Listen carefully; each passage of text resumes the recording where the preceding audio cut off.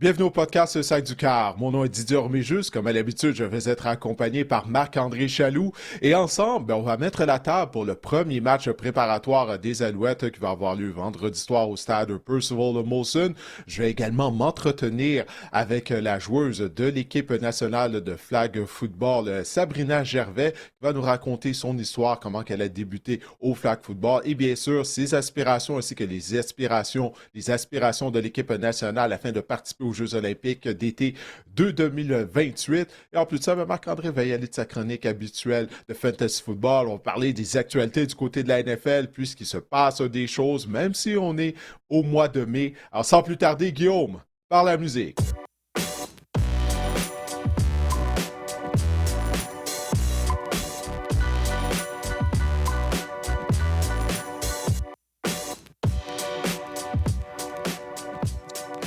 Ah, Marc-André, tout le monde est emporté dans la tempête du Canadien de Montréal, mais il va y avoir un match de football vendredi soir au Cypress Bowl.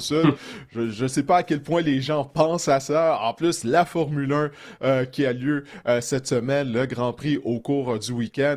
Bref, c'est pas l'action qui manque au sein de la scène sportive montréalaise et québécoise. Non, non, non, mais nous, on est en mode football à la longueur d'année, Didier. Donc, on invite les gens Oui, à monsieur. s'abonner sur nos réseaux sociaux. On est sur YouTube via Didier Orméjus. Si vous tapez le sac du corps dans la barre de recherche, ça fonctionne également. Abonnez-vous, cliquez sur la petite cloche en haut à droite de votre écran, ce serait bien apprécié. On a une page Facebook, le sac du corps. On est sur Instagram, le sac du corps également. Et on est sur toutes les plateformes d'écoute également, Apple Podcasts, Spotify. Laissez-nous 5 étoiles d'appréciation du podcast, ce serait grandement apprécié. Donc, abonnez-vous à nos différentes plateformes. Oui, partagez également nos extraits, nos reels qu'on met sur Instagram. Partagez la bonne Mhm. nouvelle avec vos amis qui sont des mordus de football. Marc-André, on va y aller avec les Alouettes. Hein. Quand l'entraînement se poursuit, c'est assez particulier parce qu'en raison du fait que le Canadien, bon, le connaît des succès en éliminatoire, le Canadien qui va participer à la finale de conférence contre les Hurricanes de la Caroline, jumelé à la semaine de la F1, ça fait en sorte que j'ai pas vu un entraînement des Alouettes depuis mardi dernier. La question d'être transparent avec les gens, je me sens déconnecté des Je Alouettes. peux On pas sait que le camp a lieu croire, à Québec. je peux Vas-y. pas croire, Didier, que tu y vas pas sur ton temps personnel. Je pensais que tu étais un. Tu sais, tu peux y assister au entraînement des Alouettes, Hmm. là, même si t'es pas obligé. Et je te Ouais, mets sur ouais, la ouais. sellette ce Allez, matin. 3 heures de route. 3 heures de route, aller jusqu'à Québec. Ah oui, c'est à J'adore les Québec, c'est vrai. Alouettes. J'adore le football. Ouais, c'est à Québec. Si c'était à Montréal, ça serait autre chose. J'aurais pu me déplacer pour avoir un entraînement. Là, j'ai une vie aussi, hein. J'ai une vie privée Les aussi, gens donc oublient que tu as une c'est vie. ça. Ouais, c'est ça, exactement. Il n'y a pas juste le football dans la vie. Mais écoute, on va revoir les Alouettes vendredi soir lors du match préparatoire. On a bien hâte de voir de quoi ils ont l'air. Bien sûr, tu sais, cette édition 2026 de l'équipe montréalaise. Il y a eu quelques nouvelles là, chez les Alouettes récemment. Les Alouettes ont embauché le quart Arnaud Desjardins, qui était un quart non repêché, qui était en train de faire justement là, son barreau, là, qui était en train d'étudier pour être avocat, parce qu'il a reçu l'appel de Danny Machocha. On l'a embauché à une semaine déjà que le camp est entamé. On lui a dit Arnaud, viens-t'en avec nous autres. Donc, il a signé une entente avec les Alouettes. Euh, je sais pas à quel point, j'imagine que les Alouettes ont, tu sais, j'ai entendu Arnaud Desjardins dire on lui a dit qu'il allait avoir toutes les chances de faire l'équipe et tout, mais c'est une bonne nouvelle, c'est un Québécois, c'est un gars aussi qui a eu du succès là, dans les rangs universitaires, il a gagné partout où ce qui est allé deux fois champion de la Coupe Vanier, deux titres de joueur par excellence également du RSEQ, donc Didier Arnaud Desjardins, petit gars de chez nous, est-ce que tu penses que ça peut faire un peu de bruit là, au camp des Alouettes? Ouais, puis là, quand tu as mentionné son CV, tu as oublié la chose la plus importante. C'est un ancien des Spartiates du Cégep du Oui, Vieux-Montréal. c'est Il a eu du vrai. succès également au Vieux-Montréal Mhm. avec les Spartiates. Mais écoute, c'est pas une situation facile là, pour Arnaud Desjardins, parce que comme tu as mentionné, ça faisait déjà une semaine que le camp d'entraînement était commencé lorsqu'on l'a mis sous contrat. Il jouait à la position la plus importante, celle de carrière, donc pas beaucoup de temps pour assimiler le cahier de jeu. En plus de ça, le match préparatoire arrive rapidement à la fin de la semaine. Alors, c'est vraiment pas une situation avantageuse dans son cas. Mais en même temps, s'il est en mesure de démontrer qu'il peut justement apprendre le cahier de jeu rapidement et l'exécuter, ben là, ça va démontrer quelque chose. Mais il n'y a aucun doute que les chances sont contre lui. Il faut être réaliste. Avec son arrivée tardive au camp d'entraînement, c'est pas de sa faute. Puis comme tu l'as dit, tu sais, il a étudié en droit. Il avait déjà commencé le prochain chapitre de sa vie, tu sais. Donc, c'est Mhm. sûr qu'il joue au football depuis qu'il est jeune. Là, tu as les Alouettes qui t'appellent, qui t'offrent un contrat. C'est difficile de dire non. Mais les chances sont contre lui. Ça, c'est juste la réalité. Puis en plus de ça, tu sais, pour les carrières qui ont joué leur football universitaire au niveau du système universitaire canadien, ben, c'est une grosse marche, là, tu sais, du football universitaire canadien à la Ligue canadienne, à la position de carrière. On l'a vu l'année dernière avec Jonathan Sénécal. Donc, c'est un peu l'histoire qui se répète du côté d'Arnaud Desjardins, bien qu'il n'avait pas été repêché. Donc, c'est ça. Moi, j'ai hâte de voir s'il va obtenir du temps de jeu vendredi soir, puis de quelle façon il va se comporter en ayant, ben, comme je viens de le dire, toutes ces choses-là qui jouent contre lui, avec le fait qu'il est arrivé tard au camp d'entraînement, pas beaucoup de temps pour se familiariser avec la vitesse de jeu, le cahier de jeu, les receveurs qu'il ne connaît pas. Mais on va lui souhaiter bonne chance vendredi s'il obtient du temps de jeu contre Rouge et Noir d'Ottawa. La réalité, c'est qu'on manquait de profondeur à la position de carrière. Les Alouettes avaient libéré Dresser Wynn et A.J. Mhm, Perry, puis Anthony Brown est blessé, donc il ne restait simplement Dustin Crum et Davis Alexander. On a ramené dans le giron également James Morgan et on a signé Arnaud Desjardins. Je me questionne, Didier, peut-être s'il fait bien sur. Il y a peut-être un rôle là, comme faux filat du corps, peut-être. C'est un gars qui a quand même des habiletés à ce niveau-là avec ses jambes. Ça peut être peut-être son billet là, ou son billet d'entrée dans la Ligue canadienne. Je ne sais pas qu'est-ce que tu en penses, là, mais pour moi, ça peut peut-être être ouais, ça. ben Là. ouais, on a déjà Dustin Crum, oublie pas, Crum est mobile, Ouais. puis Crum est pressenti pour être le spécialiste des faux filats du corps. Il a joué ce rôle-là déjà avec le Rouge et Noir d'Ottawa. Mais sans vient, c'est qu'on avait besoin de bras. Tu sais, tu l'as mentionné, on a Mhm. libéré des carrières au cours du week-end précédent. Et puis, tu as besoin de bras durant la carrière, durant le camp d'entraînement. Tu as besoin de joueurs, tu sais, pour pas brûler tes partants non plus, pour pas qu'ils finissent par se blesser lors du camp d'entraînement. Mais peu importe, c'est une opportunité pour Arnaud Desjardins. Il participe aux entraînements, devra obtenir du temps de jeu lors des rencontres préparatoires. Au bout du compte, en tant qu'athlète, tout ce que tu veux, c'est une opportunité. Maintenant, c'est à Mhm. lui de la maximiser. Encore une fois, les chances sont contre lui, mais il a une opportunité, puis c'est tout ce qu'il souhaitait. Alors, on lui souhaite bonne chance. Exactement. Et pour peut-être finir avec une statistique, Arnaud Desjardins a mené le circuit universitaire canadien pour les passes complétées, le pourcentage de passes complétées la saison dernière. Donc, c'est quand même un quart précis. Mais comme on l'a vu là, avec Jonathan Sénécal, la marche, ça peut être très, très haute là, entre le football universitaire canadien et la Ligue canadienne. Mais bonne chance à Arnaud Desjardins, comme tu l'as dit.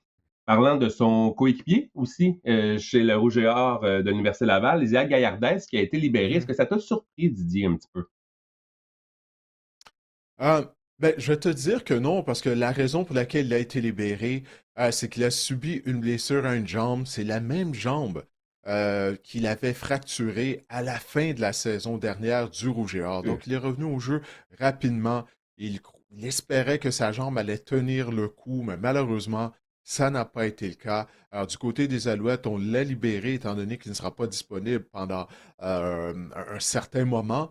Alors ça permet d'évaluer un autre receveur de passe ou un joueur à notre position qu'on a mis sous contrat et qu'on a amené au camp d'entraînement. Ça ne veut pas dire que Gaillardette, on ne va pas le revoir peut-être avec les Alouettes éventuellement. Tu viens de mentionner le fait qu'on a rapatrié James Morgan. Alors, une fois que la saison sera commencée, et surtout lorsqu'il sera en santé, parce que c'est ça le problème là, du côté de Gaillardette, c'est que cette blessure-là, il n'est pas complètement rétabli de la blessure. Tu sais, c'est une grave blessure, Marc-André. Il avait subi une fracture Mhm. ouverte là, tu sais, à la fin de la saison dernière du Rouge et Or. Mais une fois qu'il sera en santé, ben, peut-être que les Alouettes vont le ramener. Puis, il a quand même été un choix au repêchage des Alouettes l'année dernière. Donc, il y a une certaine valeur rattachée à ça. Mais d'abord et avant tout, sa priorité, c'est de se remettre en santé à 100%. Malheureusement, il a perdu son pari d'une certaine façon en se présentant au camp Mhm. d'entraînement, mais comme je l'ai dit pour Arnaud Desjardins, c'est en plus de ça, Isaac a été repêché par les Alouettes. C'est important pour eux. C'est important pour eux. Mhm. C'est l'opportunité de réaliser un rêve. Et donc, je comprends d'être revenu au jeu rapidement. Malheureusement, cette blessure-là n'est pas complètement guérie. Alors, la priorité pour lui, c'est de guérir, d'être à 100%. Puis on verra si au cours de la saison, ben, les Alouettes feront appel à ses services pour le placer au sein de l'équipe d'entraînement. Je suis curieux de savoir, dans ces cas-là, Didier, est-ce qu'il est comme laissé à lui seul dans sa remise en forme à partir de maintenant avec les libérés ou les Alouettes peuvent, à une entente, payer, disons, pour des trucs lors de sa remise en forme, pour des évaluations ou l'accommoder, disons, dans sa remise en forme, même s'il est Ouais, libéré? ben, ça dépend. Ouais, ouais, ça dépend. Si les Alouettes ont espoir, peut-être, lorsqu'il sera remis de cette blessure, qu'il soit en mesure de se joindre à l'équipe, ben, peut-être qu'ils vont lui permettre tu sais, d'avoir certaines ressources, d'utiliser, peut-être, pas d'utiliser, mais de consulter le médecin de l'équipe, Mhm, naturellement. ouais. Mais tu sais, ça dépend. Peut-être que lui, il va vouloir faire sa remise en forme avec l'équipe médicale du Rouge et Or également. Donc, étant donné que c'est un ancien de l'Université Laval, donc il y a plusieurs options à ce niveau-là. Tu sais, ça dépend de sa situation avec l'organisation Montréal. Si les Alouettes ne prévoient pas compter sur lui à l'avenir, qu'ils ont complètement lancé la serviette, ben là, il va être un peu laissé à lui seul. Mais honnêtement, tu sais, j'ai pas de détails, c'est pas quelque chose que j'ai Mhm. investigué, mais il y a plusieurs scénarios là, qui s'offrent à lui à ce niveau-là. Mais je parlais plutôt comme en général, ça se peut que des fois les équipes continuent peut-être à garder contact avec la personne si on croit en lui finalement, là. Ouais. C'est du Oui, cas oui, par oui, cas, comme on absolument. dit. Oui, ouais, définitivement. C'est ça. Ça devient du cas par cas. Si l'équipe n'a pas de plan pour le joueur, ben là, ça, c'est la dure réalité du football. Là. Des fois, tu sais, c'est ça, Mhm. t'es laissé à toi-même, puis là, tu traînes une blessure. Puis, écoute, lorsque tu es un joueur américain en plus, bon, il y a pas d'assurance maladie, tu sais, aux États-Unis nécessairement comme il y a ici, quoique ici, bon, avec le système de santé qu'on a, moi, ça fait 7 ans que je suis à la recherche d'un médecin de famille. Si jamais il y en a un qui nous écoute, s'il vous plaît, contactez-moi. Mais c'est ça, c'est un autre sujet. Mais c'est ça, t'es laissé à toi-même une fois que tu n'as plus d'équipe. Ça, c'est malheureusement la réalité au football. Parlons maintenant du prochain match des Alouettes. En fait, le premier match préparatoire de l'équipe. Les Alouettes vont recevoir le Rouge et Noir au stade Percival Molson. Ça se passera ce vendredi 22 mai à 19h. La rencontre sera présentée à RDS. Didier, à quoi peut-on s'attendre? On a des joueurs à surveiller. Et finalement, on va commencer par surveiller le gars qui est sur la photo, justement, Davis Alexander. Ouais. On a bien hâte de voir comment il va avoir l'air, comment il va se comporter sur le terrain et comment aussi sa cuisse va se comporter. Ouais, définitivement. Écoute, Alexander, bon, des entraînements que j'ai vus, il avait l'air en santé. Je l'ai vu quitter la pochette à quelques reprises en courant. Il n'y avait pas de problème. Mais c'est son bras, hein, Marc-André. Tu sais, il y a vraiment tout un bras, là. La précision de son bras dans les zones profondes. Tu sais, moi, c'est quelque chose qui m'émerveille depuis qu'il est carrière partant des Alouettes. Alors, pour les partisans de l'équipe, ben, c'est ça. Ça va être une occasion de le revoir pour la première fois depuis le match de la Coupe Grey. Mais jusqu'à présent, il n'y a aucun problème de santé au niveau des ischio-jambiers de Davis Alexander. Alors, on va se croiser les doigts et on espère que ça va se poursuivre lors du match préparatoire et bien sûr pendant toute la saison. Et puis, il sera intéressant de voir le temps de jeu qu'il va obtenir. S'il obtient du succès dès la première séquence, est-ce qu'on va lui dire, OK, parfait, Davis, ta soirée de travail est terminée. Alors, ça sera quelque chose à observer au cours de la rencontre préparatoire. Qui sont les receveurs à surveiller dans ce match-là, Didier? Oui, on en a parlé un peu la semaine dernière, hein. Je vais commencer par un des nouveaux venus, le numéro 89, Jared Stearns. C'est un Américain. Tu sais, j'en ai parlé la semaine dernière. Bon, sur le site web des Alouettes, on dit qu'il mesure 5 pieds 8 pouces, 183 livres. Je ne suis pas certain même qu'il mesure 5 pieds 8 lorsque je l'ai interviewé. C'est un receveur de petite taille. Mais qu'est-ce qui est important dans le cas de Stearns? C'est qu'il s'entraîne avec les partants Marc-André depuis la première journée du camp d'entraînement. On sait que les Alouettes, durant la saison morte, bon, on a libéré Austin Mack. Charleston Rambo est toujours chez lui, sans contrat. Alors, on est à la recherche de receveurs. Là. Ça nous en fait deux là, qui nous manquent au sein de la formation partante. Stearns s'entraîne avec la première unité depuis le début du camp d'entraînement. Alors, ça va être une opportunité justement pour les partisans des Alouettes de le voir à l'œuvre vendredi soir, porte le numéro 89. Il est rapide. Il y a le vétéran Alexander Hollins. Ça, c'est l'autre receveur qui s'entraîne avec la formation partant depuis la toute première journée du camp d'entraînement. Hollins, un vétéran de la Ligue canadienne, il a connu des belles saisons avec les Lions de la Colombie-Britannique, notamment. Il s'est joint aux Alouettes au milieu de la dernière saison. Donc, il a de l'expérience. Il est âgé de 29 ans. Et de ce qu'on m'a dit, il connaît un bon camp d'entraînement, là. Et puis, en particulier, lors des derniers jours, il a été productif lors du camp d'entraînement. Puis ça, c'est quelque chose qui plaît au groupe d'entraîneurs des Alouettes. Qu'est-ce qu'il faut comprendre, Marc-André? Tu sais, puis tu le sais, là, je n'ai rien à t'apprendre, mais les Alouettes, ils ont participé à la Coupe Grey l'année dernière. Et il n'y a pas tant de postes que ça qui sont disponibles là, au sein de la formation partante. Là, on a ramené le noyau de cette équipe-là. Alors, ce que Dali Machocha, Jason Moss et les entraîneurs, l'organisation des Alouettes, ont à recherche surtout de profondeur à certaines positions. Mhm. Donc, vraiment, là, je crois vraiment que Alexander Hollins et Jared Stearns, à à moins d'une grande surprise, ils vont faire partie de la formation partante lors de la première semaine d'activité. Je ne crois pas qu'il y a un joueur qui se démarque dans le groupe des receveurs pour les challenger, pour les mettre au défi nécessairement. Il y a d'autres receveurs qui seront à surveiller, mais encore une fois, c'est afin d'ajouter de la profondeur. Toi et moi, on en a parlé la semaine dernière. Le groupe de receveurs des Alouettes a changé là, durant la saison morte. Lors des 2 dernières saisons, même 3 dernières saisons, c'est vraiment une force, ce groupe de receveurs-là. Il y avait énormément de profondeur aussi. Alors, ce Max se blessait lors des 2 dernières saisons. Il a Mhm. principalement été blessé. Ça n'a pas vraiment manqué au groupe de receveurs. On s'entend là-dessus. Mhm. Alors, mais là, la profondeur n'est pas la même. Alors, c'est ça qu'on est à la recherche, de profondeur du côté des Alouettes. Il y a le numéro 21, Philip Brooks, qui connaît un bon camp d'entraînement, d'après les informations que j'ai recueillies. Mais encore une fois, toi et moi, on en a parlé la semaine dernière. Hein, on mise sur des petits receveurs, puis Brooks, c'en a un autre qui est petit. 5 pieds 7 pouces, 175 livres. Numéro 81, Zachary Franklin. Lui, il a une plus grosse charpente à 6 pieds 2 pouces, 204 livres. Et numéro 84, Terry Owens, le fils à Terrell Owens, ancien receveur vedette de la NFL. Lui aussi, le physique plus important, 6 pieds 2, 199 livres. Dans le Mais il cas de échappe des passes, Franklin, hein. Owens et Brooks, ouais, je l'ai vu Derrick échapper Owens, on quelques dit passes, sa mais constance. Ouais. ouais, mais je veux faire attention à ça, parce que comme je l'ai dit tout à l'heure, ça fait un bout de temps que je n'ai pas vu Oui. les entraînements des Alouettes. Donc, c'est ça. Mais quand j'étais là, j'ai vu échapper des passes. Mais c'est normal, pour les jeunes joueurs, le manque de Ouais. constance, ça fait beaucoup de choses à assimiler. Là, pour les joueurs américains, un nouveau pays, un nouveau cager, tu dois un style de jeu de la Ligue canadienne qui est complètement différent, des règlements différents. Donc, ça en fait beaucoup. Donc, c'est peut-être normal tout ça de son côté. Mais ça pour dire, Marc-André, dans le cas de Brooks, Franklin, Owens, c'est vraiment, ils sont dans une lutte pour une place sur l'équipe d'entraînement. Plutôt, tu sais, c'est pas des joueurs, je pense que dès le début de la saison, ils ont le potentiel de faire partie de la formation de 45 joueurs, déjà qu'on a nos receveurs partants du côté des Alouettes.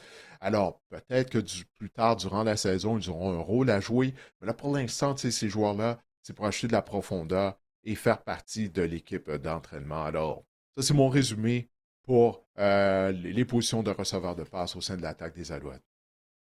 Parlons maintenant de la ligne défensive. Les Alouettes cherchent à avoir de la profondeur à ce niveau-là. On sait que l'année dernière, c'était pas une Mhm. équipe qui a obtenu beaucoup de sacs du corps. Est-ce que tu vois des joueurs qui pourraient potentiellement faire leur place sur cette ligne défensive-là?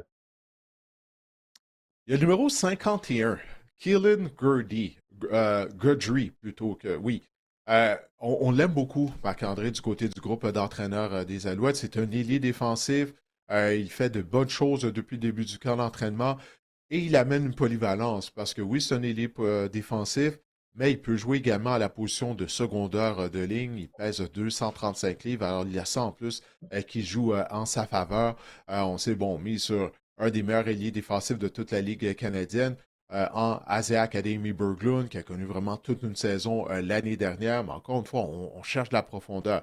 Numéro 95, Daniel Weiss, à la position de plaqueur. Numéro 98, Bryce Gainius, lui aussi, sa position de plaqueur, 6 pieds 1 pouce, 300 livres, peut avoir un impact contre la course. Parce que ça, c'est quelque chose qui a manqué aux Alouettes un peu. La fin de la saison, durant les éliminatoires, bien que l'unité défensive avait bien joué contre le jeu au sol. Mais il ne faut pas oublier que Moustapha Johnson était blessé l'année dernière, plus souvent qu'à son tour. Donc, c'est ça. Le thème, finalement, pour les Alouettes durant le camp d'entraînement, c'est la profondeur. On tient à ajouter de la profondeur au sein de l'équipe, puisque nos partants ben, sont déjà pas mal établis, autant du côté de l'attaque que de la défense, mis à part quelques positions dont on vient de discuter. Et finalement, Devante Denman, la nouvelle acquisition des Alouettes, le nouveau retourneur des Alouettes, ben, va rater la rencontre.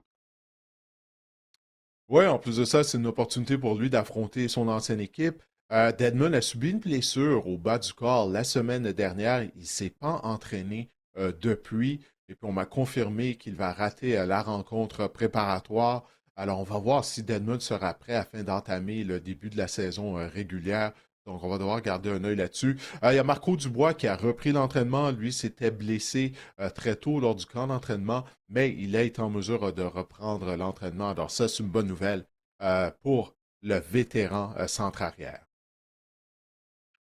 Ça complète, Didier, le tour d'horizon des activités des Alouettes. Donc, je rappelle, vendredi 22 mai, 19h à RDS, le premier match préparatoire rouge et noir contre les Alouettes. C'est un rendez-vous à ne pas manquer. Oui, au Sapper Molson, dans un week-end très occupé, encore une fois, sa scène Oui. sportive montréalaise, québécoise, Hey. hein? Tu vas L'Association écouter pour le le match numéro Canadien, 1 du Grand Prix de Canadien Formule 1. jeudi dans un bar. Vendredi, tu t'en vas voir le match des Alouettes. Dimanche, samedi, Ah, dimanche, tu passes ton week-end à l'île Notre-Dame. toi, t'as commencé, C'est t'as parfait comme commencé amateur de avec de la sport. science-fiction. T'as commencé avec de la science-fiction dès le départ. Moi, dans un C'est-à-dire. bar, non, Non, non, jamais. non, mais Ça, en c'est général, je clair. parle. Ça, c'est clair. Comment? Je vais Ou un voir, je vais voir. rassemblement Il fait beau, quelconque. Il y a des Marc-André. rassemblements à Montréal. Pensez à non, non, on verra. Rassemblement et moi, ça s'associe pas ensemble. S'il y a beaucoup de Il y a monde, un tu vas loup pas me voir là. À solitaire. part si je travaille. Ouais, À c'est part ça. si je travaille, exactement. À part si je travaille. Si je suis rémunéré pour être présent, je vais être là dans un rassemblement. À part de ça, c'est quand même assez rare. Ben non, Didier non, Lone mais c'est cool. Il y a Wolf, plusieurs options Ormégiste. pour les gens. Ouais, exactement. One Man Wolf Pack, comme il dit. Ben non, non, ben c'est cool ce temps-ci de l'année. Non, ben sérieusement, tu sais, puis on n'a même pas parlé des éliminatoires de l'NBA pour les gens qui sont fans de basketball, Ouais. donc c'est Ah, ça, c'est pas les choses qui manquent. Là. Lugansdor, encore le Thunder, là. Il risque Ouais, une machine ouais, de basketball. Donc, ouais, exact. ouais. C'est une des plus belles périodes de l'année pour l'amateur de sport, je te dirais. Ouais, il y a cette période-ci et au mois d'octobre, tu sais, quand toutes les Ouais. ligues jouent en même temps, ou à peu près, là, puis là, il se passe tout le temps quelque chose, là, tu sais, pour les amateurs de Mhm. sport, c'est deux périodes de l'année, là. On manque pas d'action, hein, Marc-André.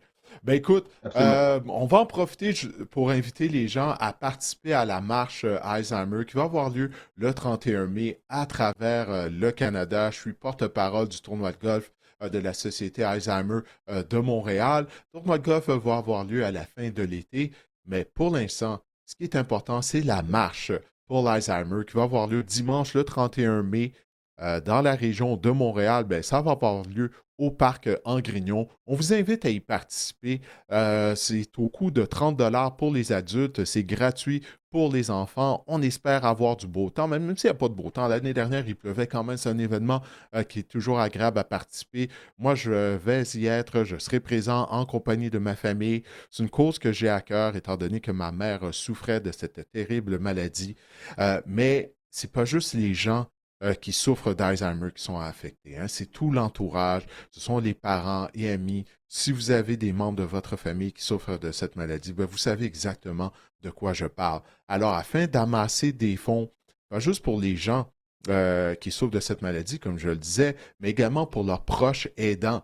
Ça, c'est tellement important. Ben, je vous invite donc à participer à la marche pour l'Alzheimer. Et si vous n'êtes pas en mesure de le faire, bien, allez sur le site de la Société Alzheimer de Montréal afin de faire un don, parce que ça vient en aide, encore une fois, aux gens qui souffrent de troubles neurocognitifs et à leur entourage. Alors, c'est vraiment pour une bonne cause. La marche pour l'Alzheimer, le 31 mai au Parc Angrignon, mais il y en a à travers le pays. Alors, si vous n'êtes pas dans la région de Montréal, ben, je vous invite à aller voir si vous voulez participer à cet événement, aller voir où la marche va avoir lieu dans le coin où vous habitez. Et lors des derniers jours, ben, j'ai eu l'occasion de m'entretenir avec Sabrina Gervais. Sabrina est toute une athlète. Elle est membre de l'équipe nationale canadienne de flag football. Elle joue au flag football depuis très longtemps. C'est une des vétérans au sein de cette formation. Elle espère, en compagnie bien sûr de l'équipe nationale canadienne, d'obtenir son billet pour les Jeux olympiques de 2028. On sait que le flag football débutera en tant que sport olympique dans 2 ans. Ça arrive rapidement. Alors, je vous invite à écouter mon entretien avec Sabrina Gervais. Ben Sabrina, pour les gens qui ne te connaissent pas, tu es une membre de l'équipe nationale canadienne de flag football. Dis-nous, ça fait combien de temps que tu fais partie de l'équipe nationale? Oui, moi, depuis 2014, je fais partie de l'équipe nationale. C'était un processus totalement différent avant, où on se qualifiait en tant qu'équipe. Donc, j'ai fait mes premiers championnats du monde là, en 2014 et puis je suis toujours active, rendue en 2026 là, sur l'équipe. Ouais, ben ça, c'est vraiment super, ce bel accomplissement de ta part de faire partie de l'équipe nationale pendant autant d'années. Tu es une vétéran, ouais. Ouais.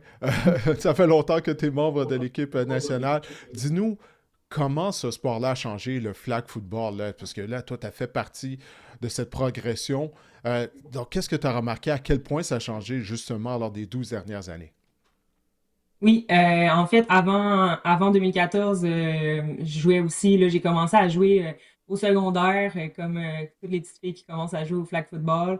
C'était un sport à ce moment-là qui était moins, je dirais, pas évolué, mais je dirais on jouait à 17 contre 7, grand terrain. C'est encore ça maintenant dans le scolaire, mais c'était comme plus un deuxième sport, disons, jouer au basket l'hiver, puis là après ça, la saison finissait, puis là on transitionnait vers le flag football, le rugby, d'autres sports, le plus des sports d'été.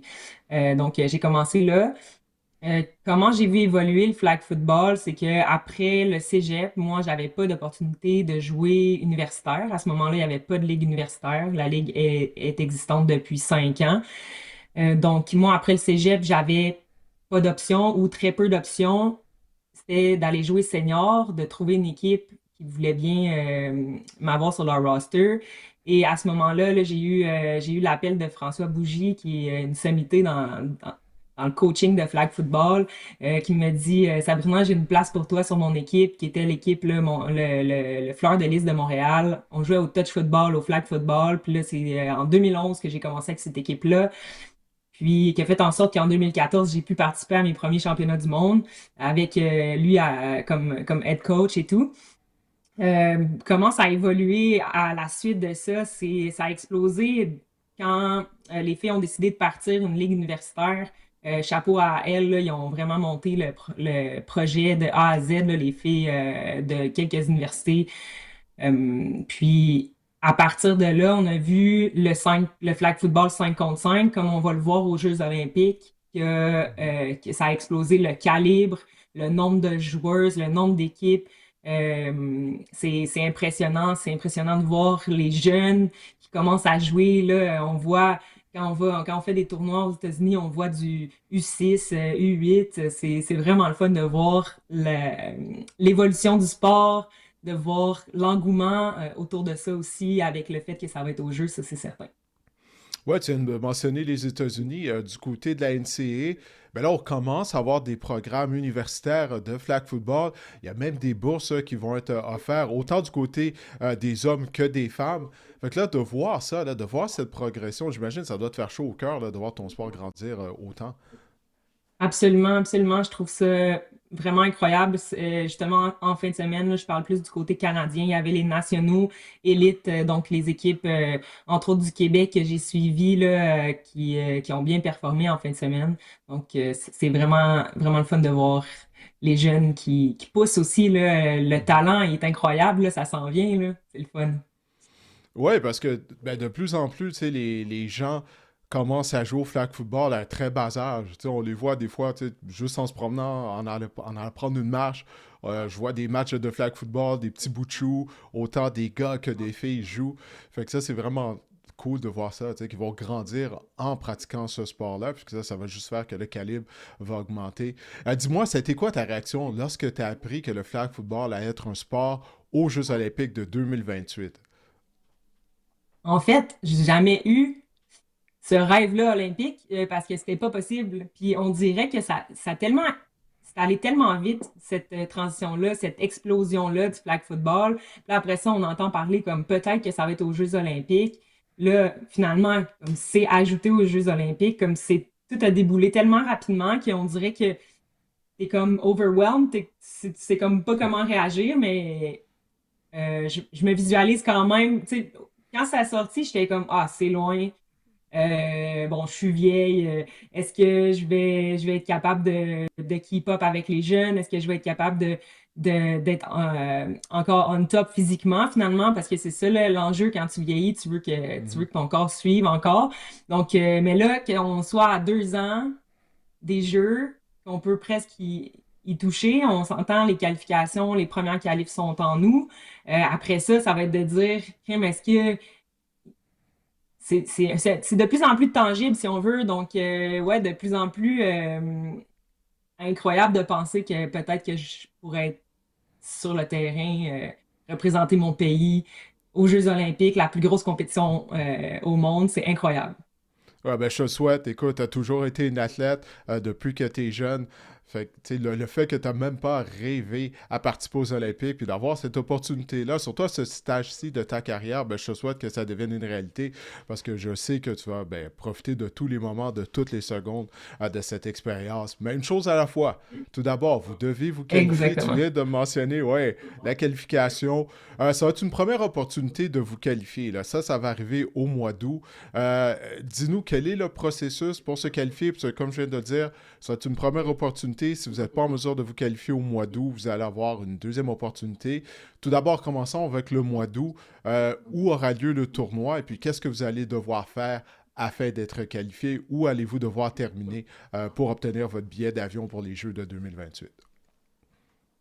Dans le fond, au mois d'août, on s'en va au championnat du monde en Allemagne, où est-ce qu'il va y avoir 16 pays qui se sont qualifiés l'année dernière par des continentaux. Donc, nous, on s'est qualifiés au Panama l'année dernière pour cet événement-là. Donc, à partir de là, on doit terminer en fait, on peut pas dire on doit terminer dans le top 3 là, parce que qu'est-ce qui arrive, c'est que les États-Unis sont automatiquement qualifiés. Donc, ils vont qualifier 2 autres pays. Euh, Au mois d'août, les États-Unis sont qualifiés parce que les Olympiques sont Le pays hôte. à Los Angeles, donc pays hôte, ils ont leur accès direct. Donc, ils vont qualifier 2 autres pays. Donc, c'est sûr que notre match de demi-finale va être vraiment important. Donc, pour se permettre de se qualifier. Mais on croit en nos chances. On a bien terminé l'année dernière. On a terminé troisième au World Games en Chine, puis on a terminé deuxième au Panama. Donc, on croit en nos chances de pouvoir aller sécuriser un spot pour les Olympiques. Et si, advenant le cas, donc je souhaite que ça n'arrive pas, mais sinon, les autres qualifications vont juste être en 2028, très près des Jeux. Donc, c'est un énorme avantage de se dire qu'on peut se qualifier 2 ans d'avance. Je pense pas qu'il y a beaucoup de Mhm. sports ou beaucoup d'équipes qui peuvent dire je suis qualifié, de pays en fait, qui dit je suis qualifié 2 ans avant les Jeux. Donc, je pense que ça pourrait être un énorme avantage de pouvoir sécuriser notre place. Oui, définitivement. Puis ça va amener une paix d'esprit là aussi. Là, vous êtes en mesure de vous qualifier dès cet été plutôt que d'attendre un autre 2 ans puis de se croiser les doigts. En tout cas, je te souhaite, puis je souhaite non seulement à l'équipe féminine, mais également à l'équipe masculine canadienne qui, elle, ben, se retrouve avec le même scénario afin de se qualifier pour les Olympiques. Donc, les championnats du monde en Allemagne cet été. Bon, on va garder un œil là-dessus là, au mois d'août. Ça va faire encore plus de football à surveiller, mais c'est tant mieux. Fait qu'on va vous encourager, ça, il n'y a pas de doute là-dessus, Sabrina. Donc, écoute, Sabrina, je vais te laisser y aller. Je sais que tu es occupé. Tu as un entraînement plus tard aujourd'hui. Donc, écoute, je te souhaite la meilleure des chances. On n'a pas l'occasion de se reparler avec les championnats du monde et la qualification olympique au mois d'août. Super, merci beaucoup. Passons maintenant aux actualités dans la NFL, Didier, et commençons avec Aaron Rodgers, qui est enfin sorti de sa tanière, disons ça comme ça, et il s'est présenté au camp des Steelers. Il a signé un contrat d'une saison, un contrat qui va pouvoir lui apporter 25 millions de dollars. L'attente est terminée, Didier. Aaron Rodgers sera le quart numéro 1. Les Steelers ont trouvé leur quart numéro 1 pour la Mm. prochaine saison. Il est là, le Messi. Oh! Le Messi est Résiste! arrivé. Le Messi est arrivé. Le Wow! Messi est arrivé. Non, non, je suis pas un partisan des Steelers. C'est juste que j'aimais le logo doré de la NFL qui est en arrière. Alors, c'est pour ça que j'apporte par en arrière pour être certain que les gens pensent pas que je suis un partisan des Steelers ou de Pittsburgh. Ben ouais, finalement, Aaron Rodgers, hein, signé son contrat. Puis, comme je t'avais dit, là, c'est une augmentation de salaire qu'il a eu. C'était ça. Mais sais-tu quoi? Regarde, tant mieux pour lui. Parce que l'année dernière, il a joué, quoi, il a empoché quoi, 12 ou 15 millions seulement l'année dernière. Écoute, c'est rendu que Malik Willis allait gagner plus d'argent qu'Aaron Rodgers. Là. Je sais qu'Aaron Rodgers est en fin de carrière, mais tout de même. Il va se retrouver au temple de la renommée. C'est un des meilleures carrières de l'histoire de la NFL. Et puis, ben, je le comprends là, de ne pas avoir voulu jouer au même salaire que l'année dernière, étant donné qu'il est le carrière partant des Steelers. Ben voilà, c'est réglé. Il a eu son augmentation de salaire et il était présent dès la première journée du mini-camp. Bon, c'est réellement les OTAs, on appelle ça en anglais, le programme d'entraînement de saison morte des Steelers. Mais c'est quoi, au bout du compte, il était là lors de la première journée. Puis c'est ça qui est le plus important pour les Steelers. S'ils espèrent connaître du succès lors de la saison régulière, Carrière doit être présent, il doit participer à ces entraînements-là. Alors, Rodgers est là. On n'aura plus besoin d'en parler, Marc-André. Finalement, il s'est présenté, il a signé son contrat, et puis il avait l'air en forme d'après les vidéos qu'on a vues là, sur les réseaux sociaux. Un retour avec Mike McCarthy aussi, qui ont fait la pluie et le beau temps avec Oui, les Packers. Mais 25 millions, Didier, là, on pense que c'est beaucoup, mais c'est pas mal la norme pour un carrière. En fait, avec Malik Willis, Aaron Rodgers est parmi les quarts qui vont gagner le moins cher. Là. Les quarts partants, là, je oui. parle. Là. Le moins cher la prochaine Mhm. saison, avec entre autres Baker Mayfield, qui gagne vraiment quoi, 30 millions, autour de 30 millions. Donc, Ouais. c'est quand même un beau contrat là, pour que les Buccaneers ont octroyé à Baker Mayfield. Mais ça pour dire que 25 millions, ça fait peur là, à première vue, mais quand même, Aaron Rodgers n'est pas parmi les quarts les mieux payés de la ligue. Là. Ben non, mais tu fais bien d'amener ce point-là, parce que ça, c'est le salaire, effectivement, des carrières partant les moins bien payées dans la NFL. Si Mhm. on compare ça aux Cowboys de Dallas, qui vont payer, je crois, c'est 60 millions que Dak Prescott va empocher cette année. Alors, ça, c'est rien. Mais c'est ce qui arrive à Pittsburgh. Écoute, on en a parlé lors des dernières semaines. Ça, on a mis nos œufs dans le même panier. On a tout misé sur Aaron Rodgers encore une fois. Je ne sais pas vraiment c'est quoi l'idée avec un carrière qui est dans la quarantaine. Je sais qu'on a deux jeunes avec Will Howard et Drew Haller. Mais non, c'est une aubaine Howard, à ce prix-là. Tu sais. Howard Pardon? d'ailleurs, qui prenait les répétitions comme Ouais. de quart numéro 2 de l'équipe. Je sais bien que c'est des mini-camps du mois de mai, là. Mais quand Mhm. même, il était devant Ouais, Mason ouais. Rudolph, devant Drew Aller. Ouais. Ouais. Ben parce que du côté du groupe d'entraîneurs des Steelers, j'anticipe qu'on sait ce dont Mason Rudolph est capable. Mhm. Tu sais, c'est un vétéran, ça fait longtemps qu'il est dans la NFL. On sait que c'est un bon carrière réserviste. Tu peux gagner quelques rencontres avec lui. C'est faisable. Alors vraiment, tu sais, à ce temps-ci de l'année, tu veux évaluer tes jeunes. Tu veux leur donner des répétitions. Il ne faut pas oublier que Will Howard il avait subi une blessure qui a fait en sorte qu'il a raté principalement toute la saison 2025. Alors, c'est le moment là, de donner des répétitions aux jeunes pour qu'ils puissent s'améliorer, pour que tu puisses les évaluer. Il ne faut pas oublier qu'il y a un nouvel entraîneur-chef en Mike McCarthy qui a la réputation d'être un gourou des carrières. Donc lui, il veut travailler avec ces jeunes-là, il veut les évaluer, les aider à s'améliorer. J'ai lu un article dans le cadre de Drew Aller. On repart à zéro avec Drew Aller. Le choix de troisième ronde, ancien carrière de Penn State. Écoute, sa mécanique est à refaire au complet. Donc, c'est comme si là, on a pris une maison, puis on a tout enlevé, puis là, on recommence à neuf au niveau de la fondation. Alors, c'est ce qu'on fait là, avec Drew Aller, notamment du côté de Mike McCarthy. Alors, on verra. T'sais, on a de jeunes carrières. McCarthy en a développé. Il a une feuille de route. Mais McCarthy, on faut lui donner ça, Marc-André. C'est pas comme Adam Gase. Adam Gase qui avait l'étiquette de gourou, Ah l'ancien non. entraîneur des Jets. Tout Ah non, ça non, parce non. que ça a donné qu'il était collateur à l'attaque des Broncos de Denver lorsque Peyton Manning jouait. Je m'excuse, il n'y a rien après à Peyton Manning. Là. Là, à cause de ça, il est devenu entraîneur-chef. On sait le fiasco qu'il a été. Là, il avait l'étiquette de gourou de carrière. C'était vraiment pas mérité. Mike McCarthy il en a développé des carrières au cours de sa carrière. Même si on remonte à l'époque, ça fait très longtemps. Quand il était avec les Saints, il faisait partie du groupe d'entraîneurs des Saints de la Nouvelle-Orléans. Il avait aidé le développement de Aaron Brooks à l'époque, Oh, le travail qu'il a fait avec Aaron Rodgers. Donc, tu sais, il a une vraie feuille de route. Alors, on va voir ce que ça donné avec ces jeunes cars-là du côté des Steelers de Pittsburgh. Puis on va voir si lui, Aaron Rodgers, pourront retrouver de la magie qui date d'il y a plus de 10 ans, là, lorsqu'ils étaient à leur mieux et qu'ils avaient permis à Green Bay de remporter une conquête du Super Bowl là, contre les Steelers de Pittsburgh en plus, lorsqu'ils avaient gagné leur Super Bowl ensemble. C'était à Dallas, pro- c'était contre les Steelers. le problème, Didier, dans tout ça, là, c'est que Aaron Rodgers est encore juste assez bon pour que les Steelers gagnent juste assez de matchs pour ne pas avoir un bon choix au repêchage pour repêcher leur carrière de concession, leur carrière d'avenir lors du prochain repêchage. C'est ça l'affaire du côté des Steelers. Il aurait fallu, et je sais qu'en embauchant Mike McCarthy, c'est pas vrai que Mike McCarthy va tanker, là, comme on dit, ou va connaître une mauvaise saison, ou on va jeter au vidange la saison 2026 des Steelers. Mais c'est ça le problème, c'est qu'on va encore finir dans le milieu. Je m'en allais dire, on va jouer pour autour de 500. On ne peut plus jouer pour 500 avec 17 matchs, là, mais bref, autour de 8, 9, Ouais. 7, 10, des 9, 8, bref, autour de ces fiches-là, comme on a depuis quoi, presque une décennie. Euh, c'est ça le problème. Moi, je pense qu'on fait les choses, on essaie vraiment, on est sur le respirateur artificiel, on essaie de croire avec une équipe de vétérans. Notre défense va faire dur, là, Didier. Notre défense est vieillissante. Elle va faire dur du côté des Steelers. On a quand même une bonne ligne à l'attaque. On commence à avoir des éléments en attaque. On a été chercher Pittman.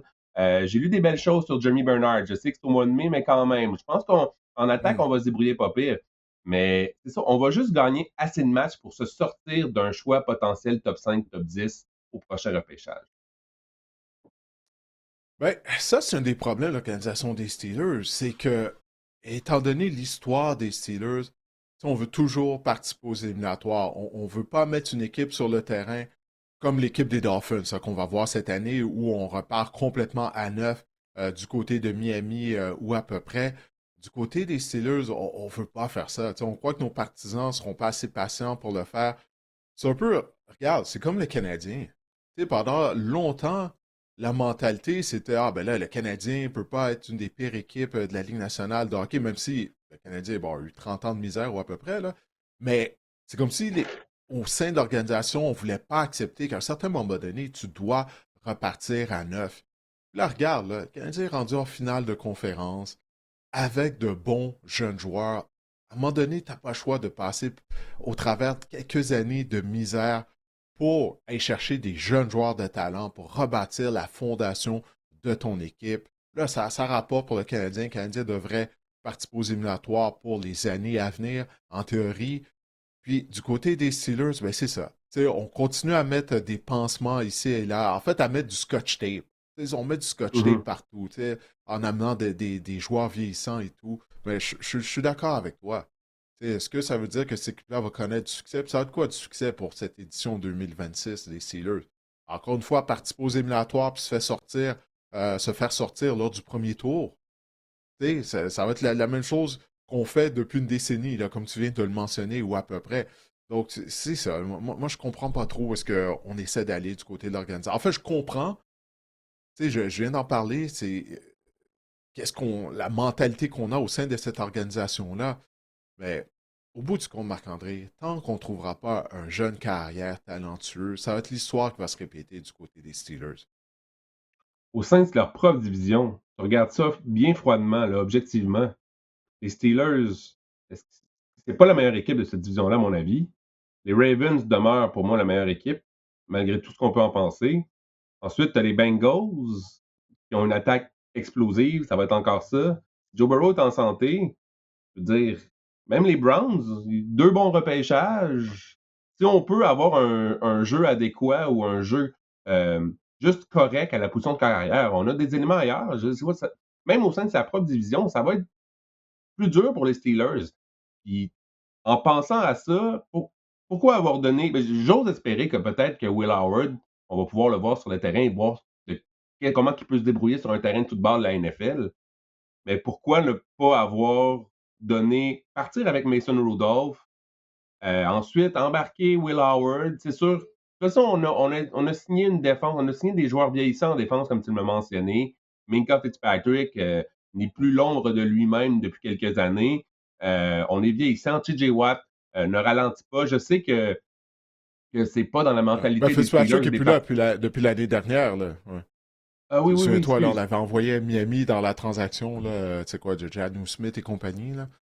Mais, en bref, qui qu'on a ramené là, dans Jalen la Ramsey. Jalen Ouais, c'est ça, Ramsey. Jalen C'est Ramsey, c'est Jalen ça. Ramsey Ouais, à qui tu exact. penses, ouais. Ouais, Ouais. ouais, ouais, exact. Puis, ça pour dire que, tu sais, je vois pas, en tout cas, un peu comme toi, c'est dépensement, c'est l'ère Marc Bergevin avant l'ère Kent Hughes pour finir l'analogie avec les Canadiens. Tu sais. Marc Bergevin était bon pour mettre des pansements, mettre du scotch tape.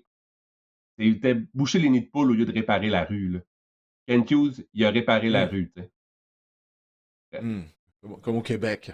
Les nids de poule, les Exact. cratères sur nos Ouais. rues à Montréal. Ouais, en tout cas, on va pas partir de là, je viens déjà de parler de des sujets là, qui fait que je m'enflamme le plus rapidement. Le système de santé, l'état des routes ici. Aïe, aïe. Où va notre argent? Passons Mais, à... ouais. Ouais, passons à d'autres sujets. Passons à d'autres sujets. Écoute, on partage le même avis sur, les Steelers. Tu sais, mais Mais il n'y a en rien termes... qui dit, écoute, les Steelers ont un mauvais début de saison. Là. Peut-être que Rodgers, tu sais, avec la date limite des transactions, peut-être qu'il va demander aux Steelers, hey, savez-vous quoi? Ça s'en va pas nulle part. Est-ce que vous pouvez m'échanger à une équipe? Si Philip Rivers s'est joint aux Colts à l'âge de 44 ans, alors que ça faisait 5 ans qu'il était à la retraite, puis il n'a pas eu la fou, Philip Rivers. Imagine-toi, là, tu sais, une équipe qui aspire aux éliminatoires, elle perd son carrière. Là, peut-être qu'elle va appeler les Steelers. Si les Steelers connaissent un mauvais début de saison, mettre la main sur Aaron Rodgers. Bref, on verra bien qu'est-ce qui va arriver. Prédiction audacieuse en terminant, là, je sais pas. Je pense que les Steelers ont des chances, ou pourraient. Je serais pas surpris de les voir terminer dernier de leur Là, division. la Là, division je vais n'est me pas faire pitcher forte, des Marc-André. roches. Tu sais, c'est. Ben, non, mais écoute, ça peut arriver, là, ça peut arriver, mais la section nord de l'américaine, elle n'est pas aussi coriace qu'elle l'était auparavant. Tu sais, les Ravens, pour moi, c'est un point d'interrogation. Oublie pas, là, tu as un nouvel entraîneur-chef à Baltimore avec Jesse Minter. Qu'est-ce que ça va donner? Minter est un bon coordinateur défensif, mais on n'a aucune idée si nécessairement il va devenir un bon entraîneur-chef aussi. Il y a la situation du contrat de Lamar. Lamar veut une prolongation de contrat. Du côté des Ravens, clairement, on n'est pas prêt à lui donner une prolongation de contrat tout de suite. En tout cas, on va voir, là, les choses peuvent changer, mais moi, j'ai l'impression qu'on va attendre de voir comment la saison va se dérouler. Les Bengals sont les Bengals. Tu sais, tout à l'heure, tu as dit Joe Burrow est en santé pour l'instant. Pour l'instant, c'est ça, Joe Burrow, constamment blessé. Puis il y a toute l'historique des Bengals. Leur défense reste à voir si elle sera améliorée. C'était une des pires d'histoire de la NFL la saison dernière. Puis les Browns sont les Browns. Tu as les deux équipes de l'État de l'Ohio sur lesquelles on peut vraiment pas se fier. Donc, c'est ça, la section, elle n'est pas si forte que ça. Là. C'est pas comme il y a 5-6 ans où la section nord américaine était une force. Justement, les Ravens étaient une des meilleures équipes de la NFL. Les Steelers étaient compétitifs. On avait des saisons gagnantes sous Mike Tomlin, même si on se faisait sortir au premier tour en éliminatoire. Et tu avais les Bengals qui, à ce moment-là, étaient une des bonnes formations de la NFL. Mais là, présentement, il y a beaucoup de points d'interrogation, moi, je trouve, au sein des équipes de cette division. Je sais qu'il y a beaucoup de fans des Steelers qui nous écoutent. Là. Je vais recevoir des commentaires probablement sous notre podcast sur YouTube, c'est sûr. Écoute, je l'accepte. Je pense que les partisans des Steelers, s'ils sont honnêtes, Marc-André, s'ils sont honnêtes, ils doivent bien se rendre compte qu'on tourne en rond là, depuis plusieurs années du côté de l'organisation de Pittsburgh, à la position carrière, puis l'équipe en général, comme on vient de discuter. Donc, s'ils sont honnêtes, ils vont reconnaître. Je pense pas qu'ils sont satisfaits, puis je pense qu'ils demeurent réalistes. Ils savent que c'est pas une équipe qui aspire au Super Bowl. Ceci dit, j'ai hâte de voir. Mike McCarthy, je pense, de le voir chapeauter de l'attaque des Steelers, je trouve ça intéressant. C'est beaucoup plus intéressant qu'un gars comme Arthur Smith. On va se le dire. Là. Oui. Non, ça on s'entend. Et le groupe de receveurs est mieux, parce que il faut que je me porte à la défense d'Arthur Smith. L'année dernière, on en a parlé, toi et moi, pendant toute l'année, à part DK Metcalf, t'avais rien. T'avais rien à poser au receveur. Là, t'as parlé de l'arrivée de Pittman via le marché des joueurs autonomes. C'est-tu via le marché des joueurs autonomes ou une transaction? Via le marché Non, des c'est joueurs une autonomes. transaction. Ouais, Pittman, ouais. Ok, c'est une transaction, ouais, c'est ça, ouais. Ouais, c'est juste avant le début de la période des joueurs autonomes. C'est ça qu'on a transigé pour lui. Mais t'emmènes Pittman, là, ça, c'est un receveur solide pour le jumeler à DK Metcalf. On va voir qu'est-ce qu'il va avec Roman Wilson. Tu sais, là, ça va être. Là, bon, je l'ai vu lors du mini-camp. Est-ce qu'il va pouvoir, tu sais, produire un peu? Bernard, qu'on a repêché également. Faut pas oublier les ailiers rapprochés qu'on a du côté de Pittsburgh. Donc, tu sais, il y a des éléments qui sont là du côté de l'attaque. Je pense que ça augure mieux que l'année dernière, au moins sur papier, là, au niveau du groupe de receveurs. Rico Dowdle, Jalen Warren dans le champ arrière, bref. Ouais, Rico Dowdle qui retrouve Mike c'est pas McCarthy mauvais. aussi. Bref, Ouais, ouais, ben oui, écoute, c'est ça. on va accélérer, Didier, et on va passer la journée sur les Ouais. Steelers. On va faire un spécial Steelers. Laissons faire tout ce qu'on a à faire. Non, non. Parlons des Cards. Les Cardinals qui commencent là, à être dans mon top 3 des équipes broche à foin de plus en plus. Jacoby Brissett, lui qui veut un nouveau contrat, n'est pas présent au mini-camp d'entraînement des Cardinals. C'est Garner Minshew qui a pris les répétitions et Carson Beck également avec la première unité. Et également Josh Sweat, là, le joueur défensif, qui lui aussi là, n'est pas satisfait de son entente actuelle, n'est pas présent au mini-camp. Ça commence mal là, pour les Cards, non? Définitivement. Tu sais, on a un nouvel entraîneur-chef également, le frère de Mike Lafleur, qui est en Arizona. Nouveau système de jeu. Là, ton carrière partant n'est pas présent. Et puis c'est l'organisation des Cardinals. Je les blâme, OK? Puis on peut les blâmer pour leur 100 ans d'inaptitude ou à peu près. Regarde, Marc-André, ils ont dit ouvertement durant la saison morte que Brissett était leur carrière partant. Brissett veut une augmentation de salaire, tout comme Aaron Rodgers. Donc, quand tu sors publiquement et tu dis, écoutez, ça va être notre carrière numéro un, ben, tu dois le rémunérer comme un carrière partant. On vient d'en discuter, tu soulevais le point que 25 millions de dollars par Aaron Rodgers dans le contexte actuel, les salaires des carrières de la NFL, c'est vraiment pas élevé, c'est une aubaine. Ben, c'est ça. Donc, Jacoby Brissett, il veut être rémunéré comme un partant, il aimerait avoir un salaire similaire, alors je le comprends de vouloir ça. Et dans le cas de Josh Sweat, ça, c'est quelque chose d'intéressant à surveiller. Parce que Josh Sweat, l'ailier défensif, c'est un ancien de ton club, les Eagles de Philadelphie. Et une des raisons pour laquelle il avait signé avec les Cardinals de l'Arizona, c'était pour jouer sous Jonathan Gannon. Il connaissait bien Gannon, étant donné que Gannon était autrefois le collateur de la défense des Eagles. Maintenant, Gannon a été congédié. Alors, Joshua, il regarde à gauche, il regarde à droite, il se dit, ben là, qu'est-ce que je fais ici? Cette équipe-là, ça ne va pas nulle part. L'entraîneur pour qui je voulais jouer n'est plus là. Puis là, il ne s'est pas présenté, comme tu l'as dit, au début des entraînements des Cardinals de l'Arizona. Ça, là, si j'additionne 2 plus 2, ça m'a l'air d'un joueur qui veut partir de l'Arizona. Il n'y a plus de raison pour lui d'être là, mais il est toujours sous contrat. C'est juste sa première année de contrat qu'il vient de jouer. Alors, comme tu l'as dit, ça sent pas bon déjà en Arizona, bien qu'on n'ait même pas encore rendu au mois de juin. Penses-tu qu'ils auront le premier choix au prochain pêchage? C'est possible. Ils sont dans les équipes là, qui seront possiblement dans la course. Je ne veux pas trop me mouiller, parce que moi, par Pareda, l'année dernière, j'étais convaincu que les Saints allaient avoir le premier choix du repêchage. Donc, ils nous ont surpris. Mais ouais, ouais, ils sont parmi les favoris. Il n'y a aucun doute là-dessus, là, je pense. On était de ceux qui ont démoli Tyler Shock, à quel point c'était une décision idiote d'avoir repêché un gars de cet âge-là, finalement, Tyler Shock. Ça avait probablement le meilleur carrière de ce QA-là, en tout cas, jusqu'à présent, du moins. Ouais, Donc, c'est ouais, intéressant. Oui, absolument. mais les Cards, ça s'en va de nulle part, Didier. Puis en plus, on a repêché Jeremiah Love en 3.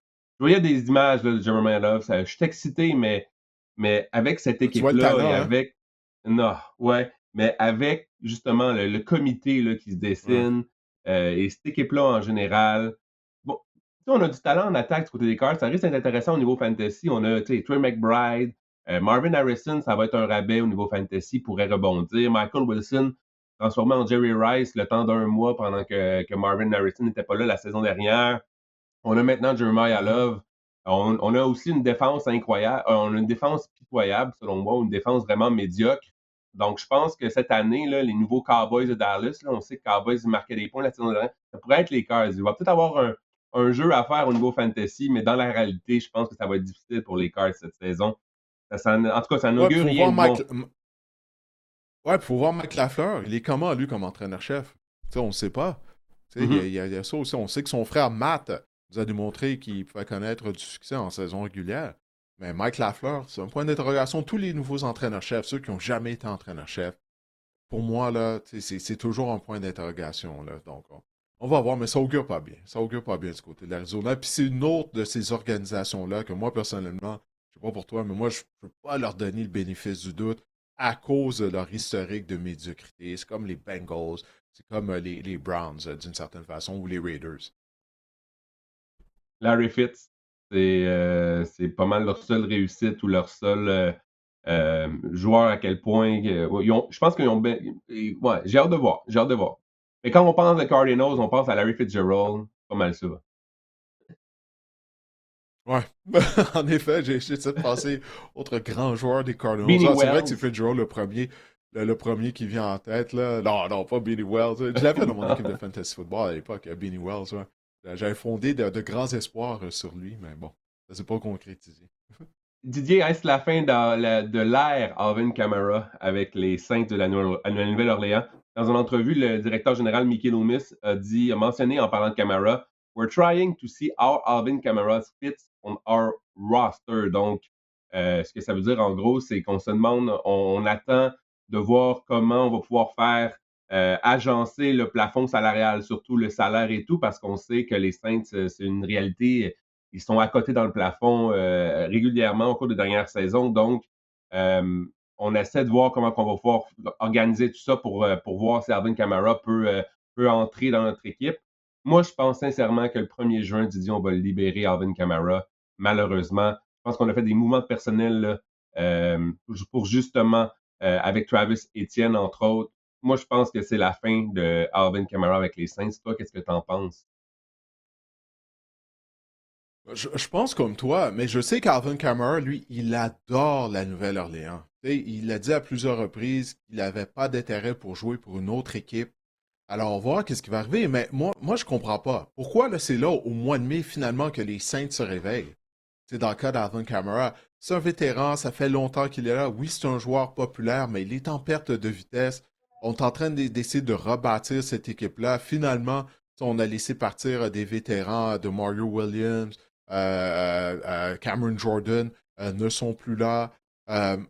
Pourquoi on n'a pas juste fait le virage complètement? Pourquoi c'est là qu'on se réveille? Surtout qu'on a mis sous contrat Travis Eh Etienne, ouais, comme tu viens de le mentionner, eh via ouais. le marché des joueurs autonomes. Pourquoi c'est là? Qu'on est rendu, là, on s'approche de la fin du mois de mai, on enregistre ce podcast, on est rendu le 20 mai. Pourquoi c'est là qu'on se réveille du côté des Saints avec Alvin Kamara? C'est ça que je trouve bizarre. Même chose, même chose. Il me semble que lorsque tu signes Travis Etienne avec ce contrat-là, à l'annonce des Ah couleurs, ouais. je sais qu'on a restructuré le contrat de Camara, mais quand même, là, on se rend compte que finalement, ça rentrera peut-être pas dans nos finances et tout. Puis là, on va être. Écoute, je sais qu'Alvin Kamara, l'année dernière, là, on a tenté peut-être de l'échanger du côté des Saints. Camara a dit non, je veux jouer avec les Saints. Mais je pense qu'il aurait fallu peut-être être plus incisif ou plus devoir être plus essayer de convaincre davantage là, Alvin Kamara de quitter là, parce que les Saints ne veulent pas, on s'est un peu amputé là, en gardant Kamara. Là, on va le perdre pour pratiquement rien si on le libère au 1er juin. Mais j'ai hâte de voir le Hmm. 1er juin, là, il va se passer des affaires dans la NFL. Mais oui, Alvin Kamara, ça a été un grand joueur des Saints. J'ai hâte de voir où est-ce qu'il pourra se dénicher un nouveau contrat là, parce que je pense qu'il pourrait aider une équipe en tant que très bon vétéran. Ouais, les affaires sont les affaires. Puis combien de fois, du côté de la NFL, même de la Ligue canadienne, au niveau du football professionnel, les équipes sont sans cœur. Ils ne pensent pas à deux fois lorsque vient le temps de retrancher un joueur ou de l'échanger. Mais je pense c'est qu'Alvin Kamara est tellement populaire à la Nouvelle-Orléans. On dit de lui que c'est vraiment un bon gars. Il est impliqué dans la communauté.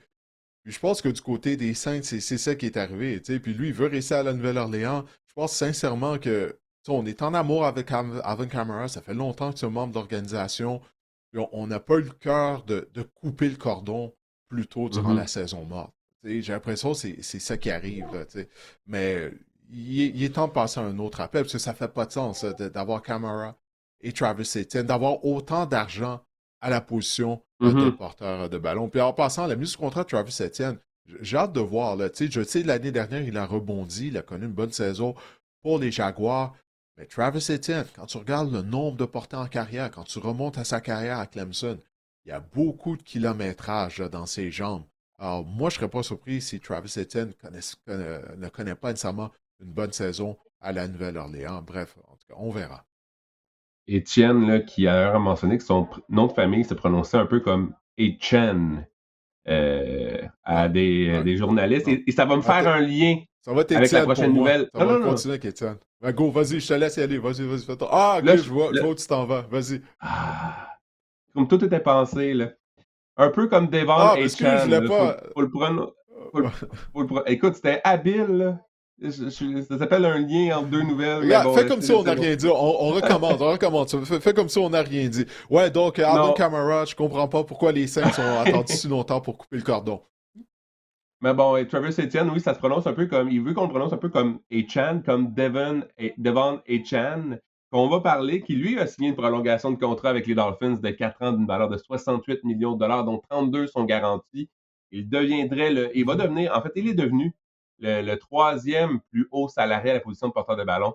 C'est une bonne nouvelle pour lui, mais il a fait peut-être une croix sur un Super Bowl à moyen terme, là, je te dirais, lui aussi. En tout cas, pas pour cette année, hein? Pas pour Non. cette année. Mais, hey, il vient de garantir son avenir et l'avenir de sa famille. euh, Écoute, pour des générations là, à venir là, avec ce contrat-là. Alors, tant mieux pour Achan. Moi, personnellement, si j'étais lui, j'aurais demandé à être échangé dès le début de la saison morte. Mais écoute, il faut croire qu'il se plaît à Miami. Donc, il va continuer à être un membre des Dolphins. Ouais, c'est ça, 32 millions de dollars garantis. Hey, ça doit-tu être beau? J'ai oublié c'est qui j'ai vu ça passer sur Instagram, un extrait d'entrevue. J'ai oublié c'est qui le joueur. Ah oui, oui, c'était Drew Bledsoe, l'ancien carrière des Patriots de la Nouvelle-Angleterre. En entrevue, j'ai oublié dans le cadre de quel podcast.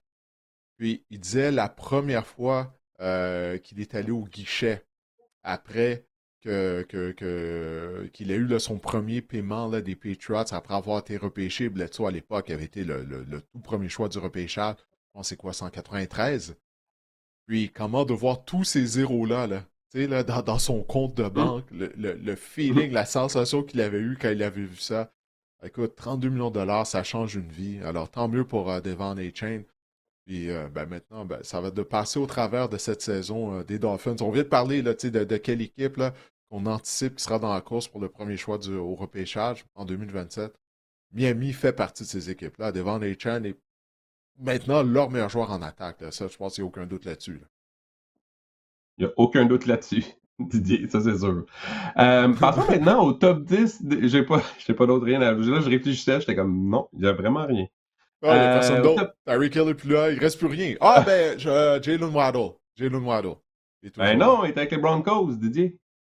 Ah oui, c'est vrai, ouais, ouais, ils l'ont changé. Oui, oui, c'est vrai, ouais, c'est vrai, ben oui.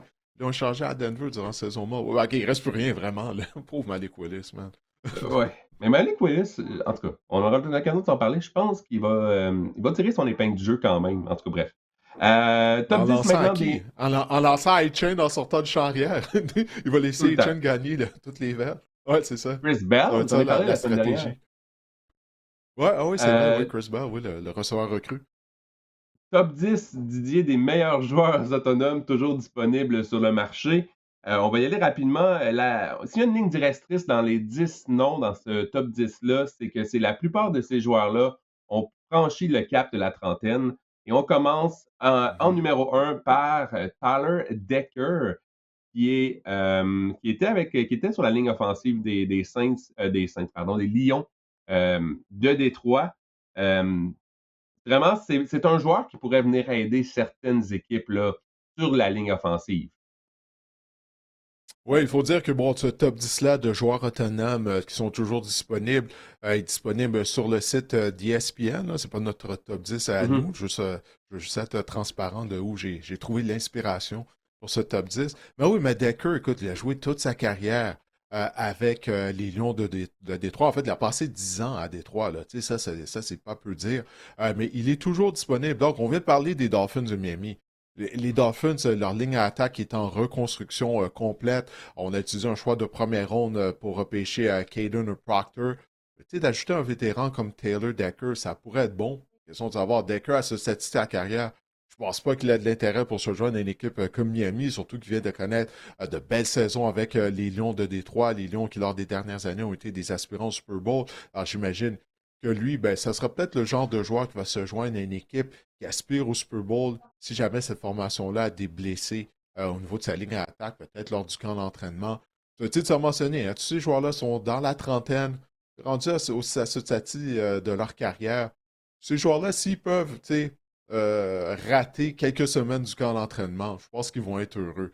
Alors, c'est peut-être Mhm. des noms qui vont faire surface lorsqu'on va s'approcher de la fin des camps d'entraînement à la fin de l'été. En deuxième position, nous avons Stefan Diggs, le receveur de passe qui a joué avec les Patriots la saison dernière. Quand même capté 85 ballons pour plus de 1000 verges et 4 touchés avec les Pats. Pourrait venir aider là, une formation en tant que vétéran. Ouais, maintenant que, bon, ces problèmes au niveau là, de la justice sont maintenant derrière lui, bon, il doit toujours gérer sa relation avec Cardi B. Là. Je sais pas si tu as vu la vidéo qu'il a fait surface sur les réseaux sociaux où il s'engueulait publiquement dehors. Mon Dieu, c'est tellement n'importe quoi. Mais apparemment, sa relation avec Cardi B, je lisais ça, là, je sais pas si c'est vrai, mais apparemment, ça aurait joué un rôle dans la décision des Patriots de le libérer. Tu sais, c'est pas juste les problèmes avec la justice là, qu'il avait. Mais sa relation avec Cardi B, apparemment, ça plaisait pas à tout le monde au sein de l'organisation des Patriots. Bref, ça c'est peut-être plus pour TMZ, là, pour les potins de Tu es en TMZ. train de me dire Ça pour dire, que les Patriots n'aiment pas que les gens euh, fassent des vagues avec des relations amoureuses? non, peut-être pas ça. C'est l'attention qui était amenée, puis c'est des vagues avec des relations amoureuses. Il y en a constamment du côté des Patriots. L'affaire de Mike Vrabel, euh, même, j'allais Ah, dire, c'était ça le gag, Robert c'était ça le Kraft. gag. Mais Robert Kraft, c'était pas une relation amoureuse. Là. Ça, c'était autre chose. Mais bon, il y a toujours de la controverse au sein des Patriots, hein, depuis quelques années, on dirait. Mais ça pour dire, oui, Stephen Diggs, il y a des rumeurs qu'il l'envoie avec les Commanders de Washington. Ah, Tu sais, lui, il a joué pour l'Université Maryland. Euh, donc, c'est ça. Donc, Diggs, et puis lui, il serait intéressé à joindre les Commanders. Il aimerait ça jouer avec Jaden Daniels. Alors, on va voir, mais tu sais, Stephen Diggs, il a un certain caractère et tout. Quoique, on nous a dit l'année passée, avec les Patriots, il, euh, il avait bien encadré les jeunes receveurs des Patriots. Alors, peut-être qu'il a gagné de la maturité à ce niveau-là. Mais moi, j'ai l'impression qu'il y a une équipe qui va faire appel au service de Stephen Diggs éventuellement. Joey Bosa, maintenant, qui a passé la dernière saison avec les Bills, il aura 31 ans au début de la prochaine saison. L'année dernière, il a joué 14. En fait, ça fait 2 ans qu'il joue au moins de 14 matchs là, parce que c'est un peu ce qu'on lui reprochait à Joey Bosa, c'est d'être blessé régulièrement. Mais il a quand même disputé des saisons Ouais. presque complètes. Qu'est-ce que tu penses que Joey Bosa peut apporter à une formation là, de la NFL à ce stade-ci de sa carrière? À ce stade-ci, ouais, ça c'est une bonne question. Écoute, moi j'ai lancé à servir dans le cas de Joe Bosa.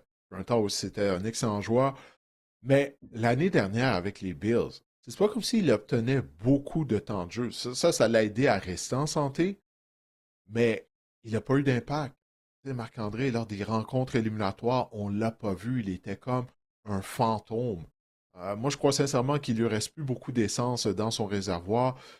Peut-être si les Niners le mettaient sous contrat de jumeler avec son frère, peut-être là, ça lui donnerait un regain de vie. Mais personnellement, Joey Bosa, écoute, son rôle était limité avec les Bills, c'était précis, on le faisait jouer en situation évidente de passe. Il n'a pas été productif. En tout cas, moi j'essaierais de trouver une autre option. Position d'ailier défensif dans les vétérans. Puis il y en a un là, dans notre top 10 en 9e position. On va en parler un peu plus tard. Cameron Jordan. Je pense que je mettrais Jordan sous contrat. Du moins, j'appellerais Cameron Jordan avant d'appeler Joey Bosa. Dans le cas de Bosa, je pense qu'il est simplement rendu au bout du rouleau, personnellement. Le garde Joel Bitonio, qui aura, lui, 34 ans au début de la prochaine saison, a passé Mm. la dernière saison avec les Browns. Il a disputé 178 matchs dans la NFL au cours de sa carrière. Euh, ça demeure quand même un excellent garde. Dans son cas, je pense que c'est plus une question de est-ce qu'il veut poursuivre sa carrière ou non. Ouais, ben c'est ça. Exactement, parce qu'il a été un beau joueur, mais à 34 ans, je suis pas certain là, que ça lui tente. Tu sais, c'en a un autre, je viens de parler de Taylor Decker. Tu sais, rendu à ce stade de leur carrière, ces joueurs-là, ils veulent se joindre à des équipes qui aspirent au Super Bowl. Là. C'est pour sacrifier ton corps, taxer ton corps pour une autre saison. Tu veux le faire en ayant la chance de gagner une bague. Là. Si tu as été responsable financièrement avec l'argent que tu as gagné durant ta carrière, c'est pourquoi te joindre aux Dolphins de Miami, par exemple. Alors, c'est ça. Écoute, Bitonio est toujours disponible. C'est comme je l'ai dit tout à l'heure, il y a ces joueurs-là qui vont possiblement refaire surface lorsqu'ils vont avoir des blessés lors du camp d'entraînement, lors des camps d'entraînement, puis les équipes vont les appeler. Alors, comme tu dis, la question de savoir est-ce qu'il veut toujours poursuivre sa carrière, ça, c'est la question numéro un, mais il pourrait donner un bon coup de pouce à une équipe. Au cinquième rang, on retrouve le receveur Deebo Samuel, qui a passé la dernière saison, lui, avec les Commanders, aura 30 ans au début de la prochaine saison. Ça a été une saison coussée avec les Commanders. Didier Deebo Samuel, le problème, c'est qu'il n'a pas été épargné par les blessures au cours de sa carrière, puis je pense que même à l'âge de 30 ans, là, ça commence à le rattraper, non? Ouais, mais il ne s'aide pas. Ce Debo n'est pas en forme à l'année longue. Tu ne peux pas arriver au camp d'entraînement et dire OK, c'est là, je vais me mettre en forme. Ça marchait dans le temps, dans les années 80, c'est comme ça dans les années 70. Là, on est en 2026. Tu sais, je parlais avec un joueur de la Ligue canadienne durant la saison morte qui s'entraîne avec Debo Samuel durant la saison morte. Et durant l'entretien, c'est ça qu'il m'a dit. Tu sais, lorsqu'il m'a dit, ah ouais, tu sais, il y a notamment, il me nommait les joueurs de la NFL avec qui il s'entraînait, puis il a nommé le nom de Debo Samuel. On s'est mis de parler de Debo Samuel. Puis il m'a dit, man, il est pas en forme. Il m'a dit, il est gros, il est gras, il vient aux entraînements, puis il fait pas grand-chose. Et c'est toujours ça qu'on a reproché à Debo Samuel. Ça n'a jamais été son talent, mais sa condition physique. T'es un athlète professionnel. C'est ta responsabilité, Marc-André, d'être en forme. Tu sais, tu peux pas prendre une trentaine de livres durant la saison morte. C'est ça qui arrive avec Debo Samuel. Il prend du poids durant la saison morte. C'est fou. Tu fais toi, il y a quelques années, on a vu des images, des photos de lui. On se dit, mon Dieu, est-ce qu'il essaie de jouer à la position de centre arrière? Qu'est-ce qui se passe avec Mhm. Debo? Ben, c'est ça. Puis là, quand tu es rendu dans la trentaine, c'est encore plus important de Mhm. rester en forme à l'année longue. Puis lui, il ne le fait pas. C'est une des raisons pour laquelle là, il est toujours disponible sur le marché. Deebo Samuel, Alex Ovechkin, James Harden, c'est des gars là, qui sont pas très assidus dans Ovechkin a cette l'entre-saison. Écoute, c'est leur réputation-là? vie. Ben, Ovechkin, souvent, Ovechkin a il cette arrive au camp d'entraînement réputation-là? avec une bédaine de papa, là. Ah ouais, ok, non, je savais pas dans le cas d'Ovechkin. Dans le Ouais. cas de James Harden, ça je le sais, au basket, mais dans le cas d'Ovechkin, ça pas. Ouais, c'est quoi ça marche pour Ovechkin? Il n'y a pas un joueur dans toute l'histoire de la Ligue nationale qui a marqué Ouais. plus de buts que lui. Il a battu le record de Gretzky l'année dernière.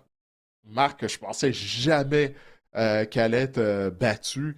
Regarde, ça fonctionne. Dans son cas, lui, ça fonctionne. C'est l'exception à la règle, j'imagine. En plus de ça, De il est toute rendu dans la façon, quarantaine puis il est toujours productif. qui sommes-nous pour juger, Didier? Ils peuvent bien faire ce qu'ils veulent, mais oui, James Ben non, Harden aussi, c'est la même chose. On dirait c'est que ça. les 2 premiers mois, là, c'est pas facile jusqu'à temps.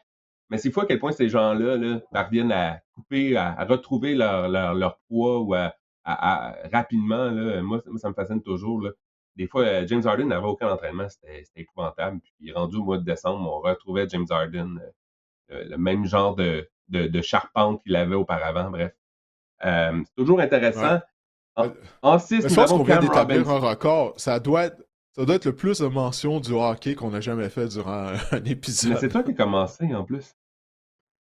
Je sais, mais je veux que ça rentre dans la tête des gens qui nous écoutent, qui nous regardent. Je sais que les gens sont des partisans du Canadien, alors si je veux donner un exemple, je sais que les gens vont bien comprendre en prenant le Canadien, par exemple. On a revampé du côté des Browns notre ligne à l'attaque là, durant l'entre-saison. Donc, Cam Robinson avait été libéré par les Browns et il aura 30 ans au début de la saison 2026. Cam Robinson, Didier, t'en penses quoi? Ça a toujours été un joueur. Moi, je pense que il a toujours. C'est un joueur qu'on avait fondé de grandes attentes sur lui. Je pense que ça a été une carrière, somme toute, assez décevante jusqu'ici, non? Ouais, si on regarde où il avait été repêché, ouais, on peut dire que ça a été décevant. Alabama. D'une certaine façon, ouais, c'est ça, tu sais, le pedigree qu'il avait, effectivement, un ancien du Crimson Tide. Mais il finit toujours par se retrouver au sein de la formation partante d'une équipe. C'est ça l'affaire. Il change d'équipe à peu près à Mhm. tous les ans ou à peu près, mais il finit toujours par se retrouver au sein de la formation partante. Dès qu'il y a des blessés, on l'appelle ou on complète une transaction pour l'amener au sein de l'équipe. Et il finit toujours par se retrouver sur le terrain. Donc j'imagine que c'est ça encore une fois qui va arriver dans son cas.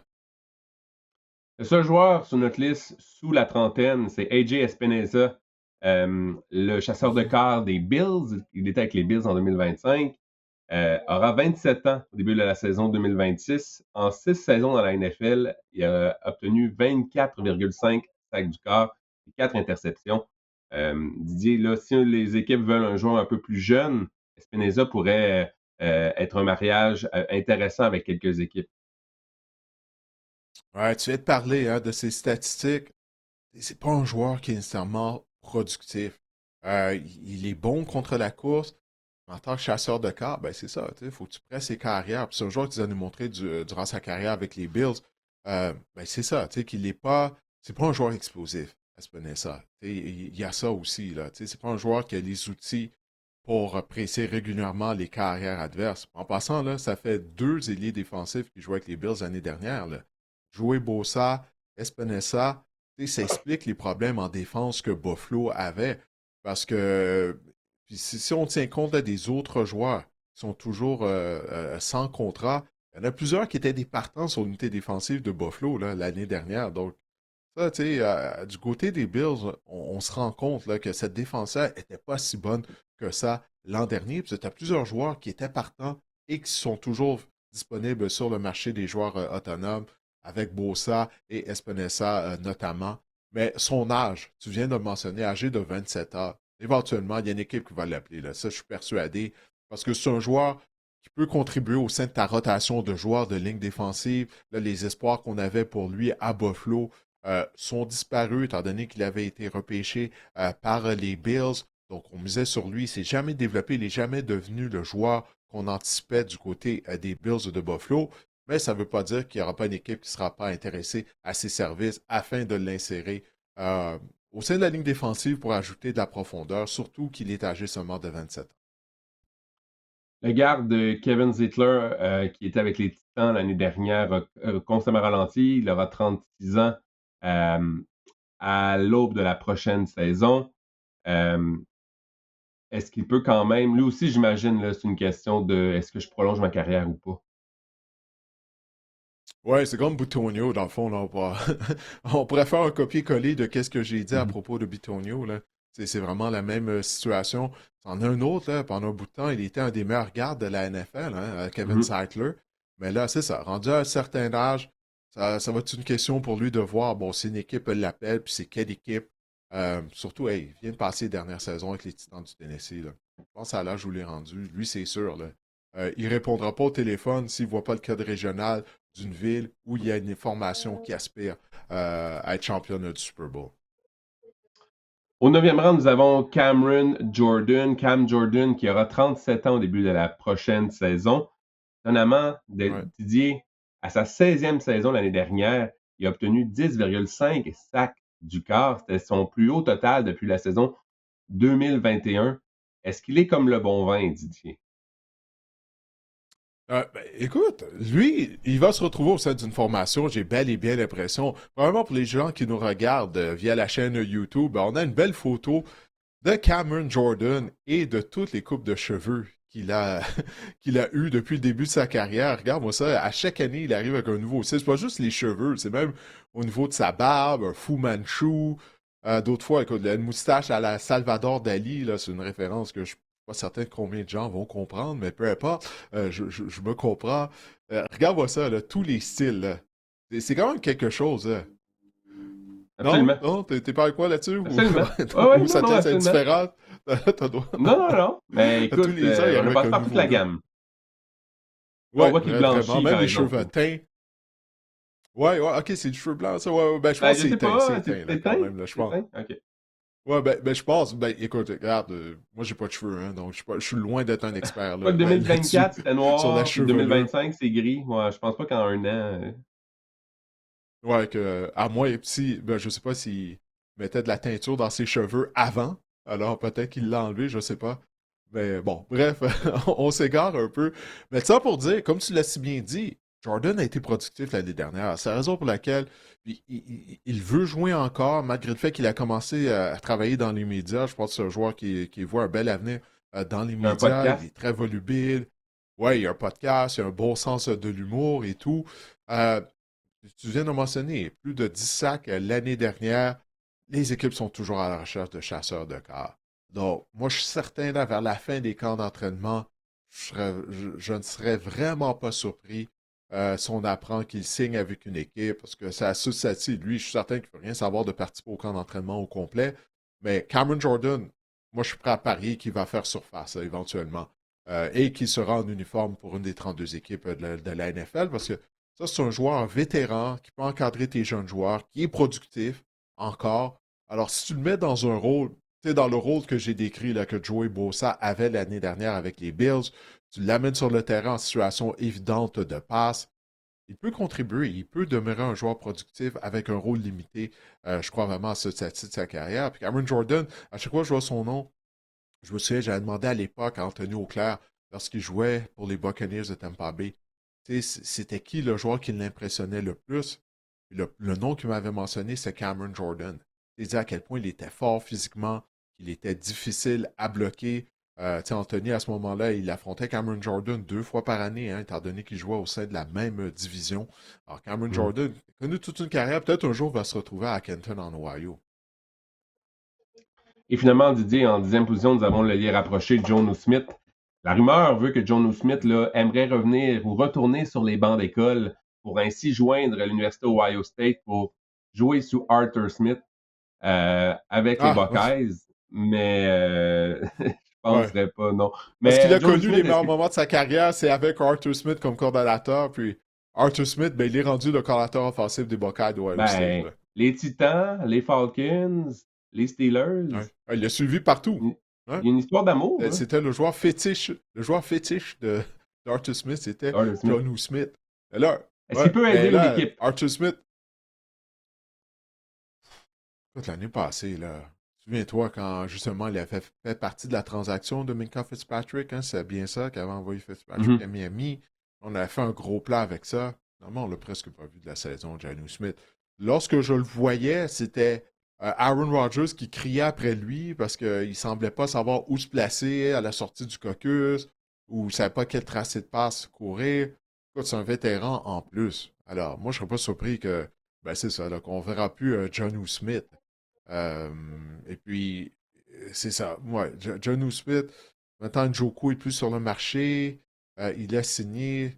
Je sais pas au niveau des élits rapprochés, vétéran, c'est une meilleure option que lui. Mais moi, personnellement, j'essaierais de trouver quelqu'un d'autre à mettre sous contrat plutôt que Jonnu Smith. Peut-être les Vikings, au lieu d'Hawkinson. Euh, Quoi, tu prendrais ouais, je Jonnu sais pas. Smith à la place d'Hawkinson? Ouais, Tu prendrais Jonnu Smith à la place d'Hawkinson? Ah non, non, moi ouais. j'irais avec Hawkinson plutôt que Jonnu Smith. Trop d'erreurs mentales l'année dernière. Je me dis, man, tu fais quoi? T'es un vétéran. Puis Aaron Rodgers, tu es obligé de te crier après pour que tu sois du bon côté du terrain. Ça, là, moi, ça me turn off, comme on dit, là. Bon, d'accord. Désolé. Ah. Moi, je trouve Alors, que ça c'est un meilleur conclut talent notre top offensif. 10. Ouais. C'est un meilleur talent Ouais, offensif que Hawkinson. Hawkinson, je le trouve qu'il est au bout du rouleau. Je pense les blessures, je pense qu'ils sont venus à bout de lui. Mais écoute, ça aurait pu être une destination, les Vikings. Avec Kyler, une bonne ouais, cible là, dans le jeu court, là, ça pourrait être sympathique, non? Bref. ouais. Mais c'est vrai qu'Hawkinson, les blessures, on dirait, l'ont ralenti là, lors des dernières années. Mais Jonnu Smith, euh, non, non, non. Je préférais essayer de trouver une autre option. C'est plus moi qui est complètement turné off, tu me permets l'expression, par Jonnu Smith, là, après sa prestation l'an dernier avec les Steelers. C'est pas comme ça, on Arthur Smith, essayait de c'était lui donner des occasions. Arthur Smith, c'était Jonnu Smith, c'était Cordarrelle Patterson. C'est ça dans la Ouais, NFL. Ouais, il les aimait bien, ces deux joueurs-là. Exact. Ah, écoute, on va se tourner, on parle d'un ailier rapproché vieillissant, mais là, on va parler de jeunes ailiers Ah, rapprochés. Plus un ouais, ouais, lien. ouais, t'as vu ça, hein? Ouais, ouais, ouais, ben, bon. Ouais. Ouais, moi, j'ai mis les bâtons dans les roues lorsque tu essaies de faire ta transition, là, smooth. Là, je t'ai interrompu, désolé encore une fois. Mais oui, alors, on va Mais parler non. fantasy football. Là, tu vas nous parler des ailiers rapprochés recrues qui, selon toi, se retrouvent plutôt dans une bonne situation et ceux qui se retrouvent dans une situation plus difficile. On va commencer avec le premier des rapprochés qui a été sélectionné lors du dernier repêchage. Je parle bien sûr de l'ancien des Ducks de l'Université Oregon, un des rapprochés Canyon Sedic, qui avait été sélectionné par les Jets. Oui, parce que choix de première ronde, ça équivaut. C'est souvent dans la NFL, Didier, le fantasy football, lorsque vous voyez qu'un joueur est repêché, on parle souvent de capital investi au repêchage, mais dans le cas de Kenyon Sedic, on a investi un choix de première ronde. Donc ça me dit que les Jets ont investi en Kenyon Sedic, ont investi un capital important avec un choix de première ronde. On a déboursé un choix de première ronde pour le repêcher au repêchage. Donc moi, ce que ça me dit, c'est qu'on va le voir sur le terrain. Et avec le coordinateur offensif Frank Wright, le nouveau coordinateur offensif, c'est là que je veux attirer votre attention. Je vous en avais parlé un tout petit peu la semaine dernière. C'est un coordinateur offensif qui adore les ailiers rapprochés, Frank Wright. Sous Frank Wright, les ailiers rapprochés sont ciblés 21% du temps dans l'attaque. Ça c'est super intéressant. Et on sait que Wright là, a un historique quand même de succès. Là, on parlait de McCarthy qui avait un historique de succès là, comme avec des carrières. Mais Wright, là, si on parle de la position d'année rapprochée, il a commencé sa carrière avec Antonio Gates. Ensuite, il y a Zach Ertz avec les Eagles. Et je te ramène en 2018, Frank Wright était avec les Lions. Eric Ebron, Didier, avait obtenu 14 touchés en 2018 avec les Lions. Wow! Donc, mais c'est pour montrer à quel point Frank Wright adore la position de la place. On dessine des jeux pour les aller rapprocher. Et je pense que Kenyon Sedic, en termes d'habileté de receveur, c'est pas comparable avec Mason Taylor. Je pense qu'il est franchement supérieur à Mason Taylor. Je pense qu'on a un plan du côté des Jets avec Kenyon Sedic. On va l'utiliser plus comme un receveur de passe. On va peut-être plus utiliser Mason Taylor comme bloqueur. Mais moi, j'ai hâte de voir au camp comment tout ça va se dessiner. Mais j'ai vraiment l'impression que Kenyon Sedic, là, ça pourrait être une bonne option tard, là, à vous mettre sur votre banc dans vos repêchages fantasy. Et écoute, j'ai hâte de voir parce que Kenyon Sedic, comme je l'ai dit, là, euh, ça pourrait s'avérer être pas pire là, euh, au prochain, dans vos repêchages fantasy. Hmm. Si on met en doute la préparation de Janu Smith au niveau du cager, ben on peut pas mettre en doute ta préparation. Là. Quand tu nous sors Eric A. Brown, sa saison productive de 2018, là, clairement, t'as fait tes devoirs. Là, t'as fait tes devoirs. Ben oui, mais Cédric, c'est vraiment tout un athlète, il est explosif. Puis, je suis d'accord avec toi. Je pense qu'on va La l'utiliser seule comme un affaire, gros demi inséré un peu. Ouais, la quoi? seule affaire, c'est qu'il n'y a pas beaucoup de production dans les rangs universitaires, mais toutes les habiletés sont Ouais. là. C'est ça ton plus gros point d'interrogation. Des fois, ça fonctionne, des fois, ça fonctionne pas, mais je pense que dans le bon système, avec un système justement qui priorise l'allié rapproché, ça peut peut-être fonctionner. Ouais, écoute, c'est à lui à devenir le meilleur ami de Geno Smith, hein. On dit souvent, les rapprochés, c'est le meilleur ami du carrière. Alors, c'est ça, ça lui a Juste développé pour une un bonne an. relation avec Geno Smith pour que Geno le repère. Ouais, jusqu'à ce que le choix de première ronde l'année prochaine arrive, là, à Mhm, la position de mhm. carrière. Eli Stowers, maintenant, il a été repêché par ton club, les Eagles de Philadelphie. Et malgré le fait qu'on mise sur Dallas Goddard, mais Goddard a signé seulement un contrat d'un an. Puis, comme on sait, du côté de la NFL, la mode maintenant, ce sont les formations en attaque avec deux ou même trois ailiers rapprochés. On essaie de copier les Rams qui, eux, ont vraiment utilisé énormément les formations avec trois ailiers rapprochés la saison dernière. Donc, il ne faut pas laisser le fait que Dallas Goddard est présent. Peut-être que Eli Stowers aura du temps de jeu. Mais c'est ça mon point que je veux vous amener avec Eli Stowers, parce qu'à première vue, tu me dis pourquoi c'est une bonne destination, Marc-André, si Dallas Goddard est là pour encore un an. Il a été très productif d'ailleurs, Dallas Goddard, la saison dernière, parce qu'Eli Stowers, c'est un gars hyper athlétique. Il a vraiment connu un bon combine, là, un bon test des camps d'évaluation de la NFL a vraiment été incroyable. Par contre, je me questionne sur l'attaque des Eagles, Didier. J'ai hâte de voir là, ce qui va se passer avec A.J. Brown le 1er juin, mais je serais peut-être pas surpris qu'on commence justement à avoir peut-être un changement de philosophie en attaque avec justement Eli Stowers.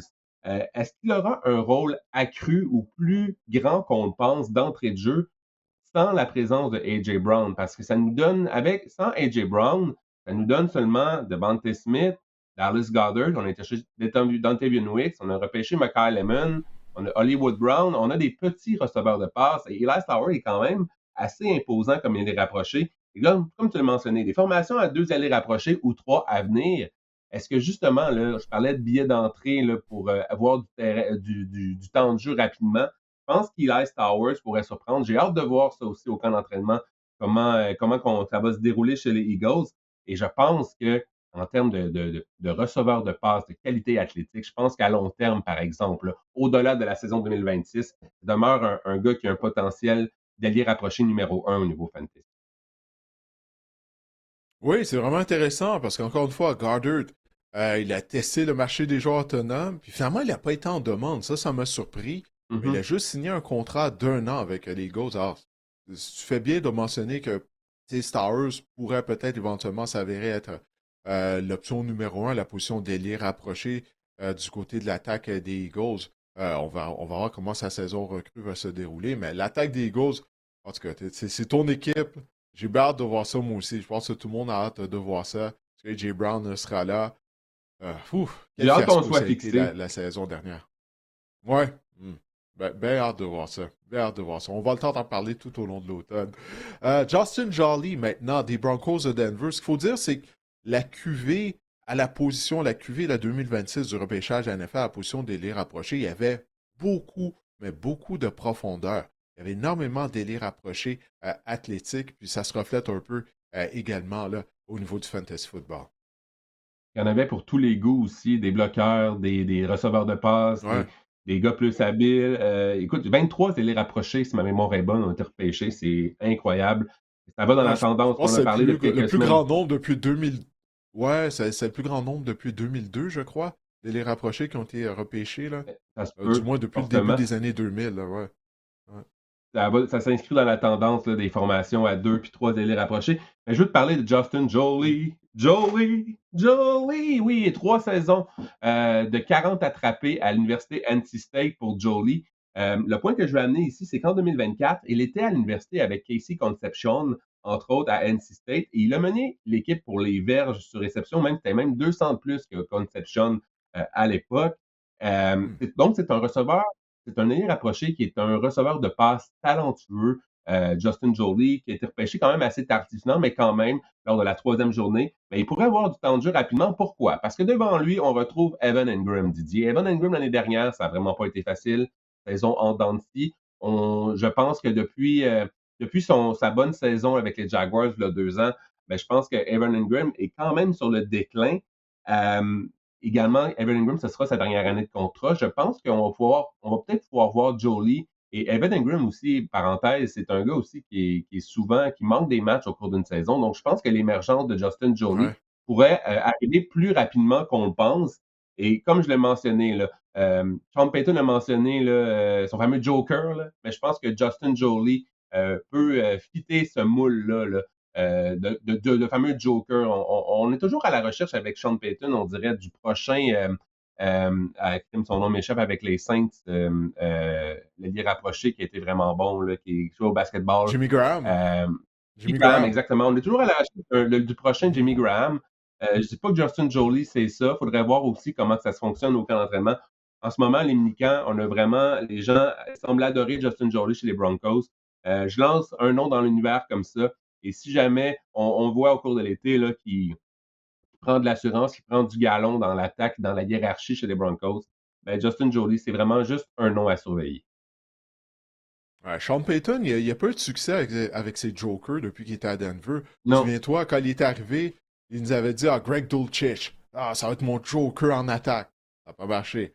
Là, Evan Engram, comme tu l'as dit l'année dernière, il n'a pas été productif. Puis là, c'est à Justin Jolly d'avoir cette étiquette-là. Moi, si je suis Jolly, ça me ferait peur, là, parce que là, depuis qu'il a quitté la Nouvelle-Orléans, ça marche pas, là, c'est Joker. On va voir qu'est-ce que ça va Mhm. donner. Maintenant, on va parler de trois ailiers rapprochés recrues qui, selon toi, sont pas arrivés nécessairement dans des situations idéales. Ben, Max Clair, l'ailier rapproché de l'Université Ohio State, qui n'était pas le point focal en passant, là, de l'Université Ohio State. On avait tellement des receveurs de Ouais. passes dynamiques, élites. On peut comprendre que sa production laisse en désirer, sauf que c'est un gars qui court de bons tracés quand même. Là, vous allez me dire, ah, il a abouti avec les Rams, c'est cool. Les Rams ont utilisé des formations à trois ailiers rapprochés plus souvent que n'importe quelle autre équipe dans la NFL.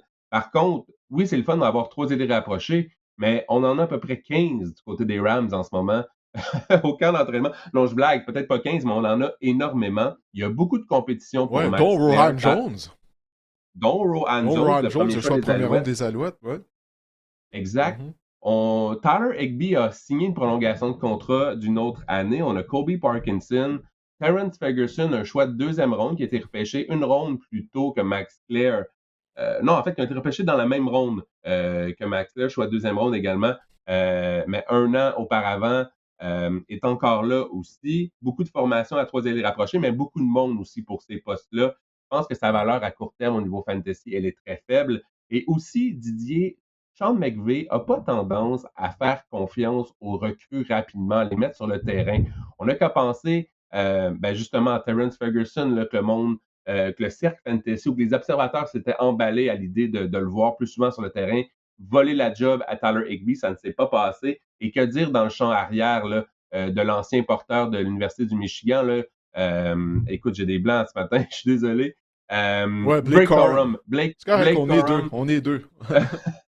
Blake Corum, là, on pensait justement que Blake Corum, écoute, à sa première année, il n'a pas vu le terrain beaucoup. Je pense que Sean McVay, là, c'est un gars Ouais. qui semble plus de patience. Là. On ne met pas souvent les recrues rapidement sur les terrains pour.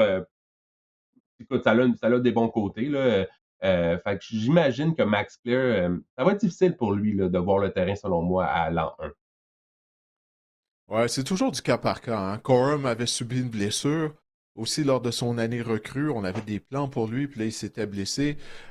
Regarde le cas de Puka. Puka Nacua. Lui, dès son Mhm. premier match dans la NFL, Ouais. tout de suite, il avait été productif. Donc, c'est du cas par cas. Mais dans le cas de Claire, c'est ça. Tu sais, on a déjà notre trio de partants, hein. Tu sais, on l'a vu sur le tableau avec Higby, Parkinson et Ferguson. Alors, je pense que ça va possiblement plus aller dans son cas, à moins qu'il y ait une blessure à un de ces trois-là. Comme tu viens de le dire, on va devoir se montrer patient avant de voir C'est Max Clair obtenir du temps de jeu. c'est du cas par cas. OK.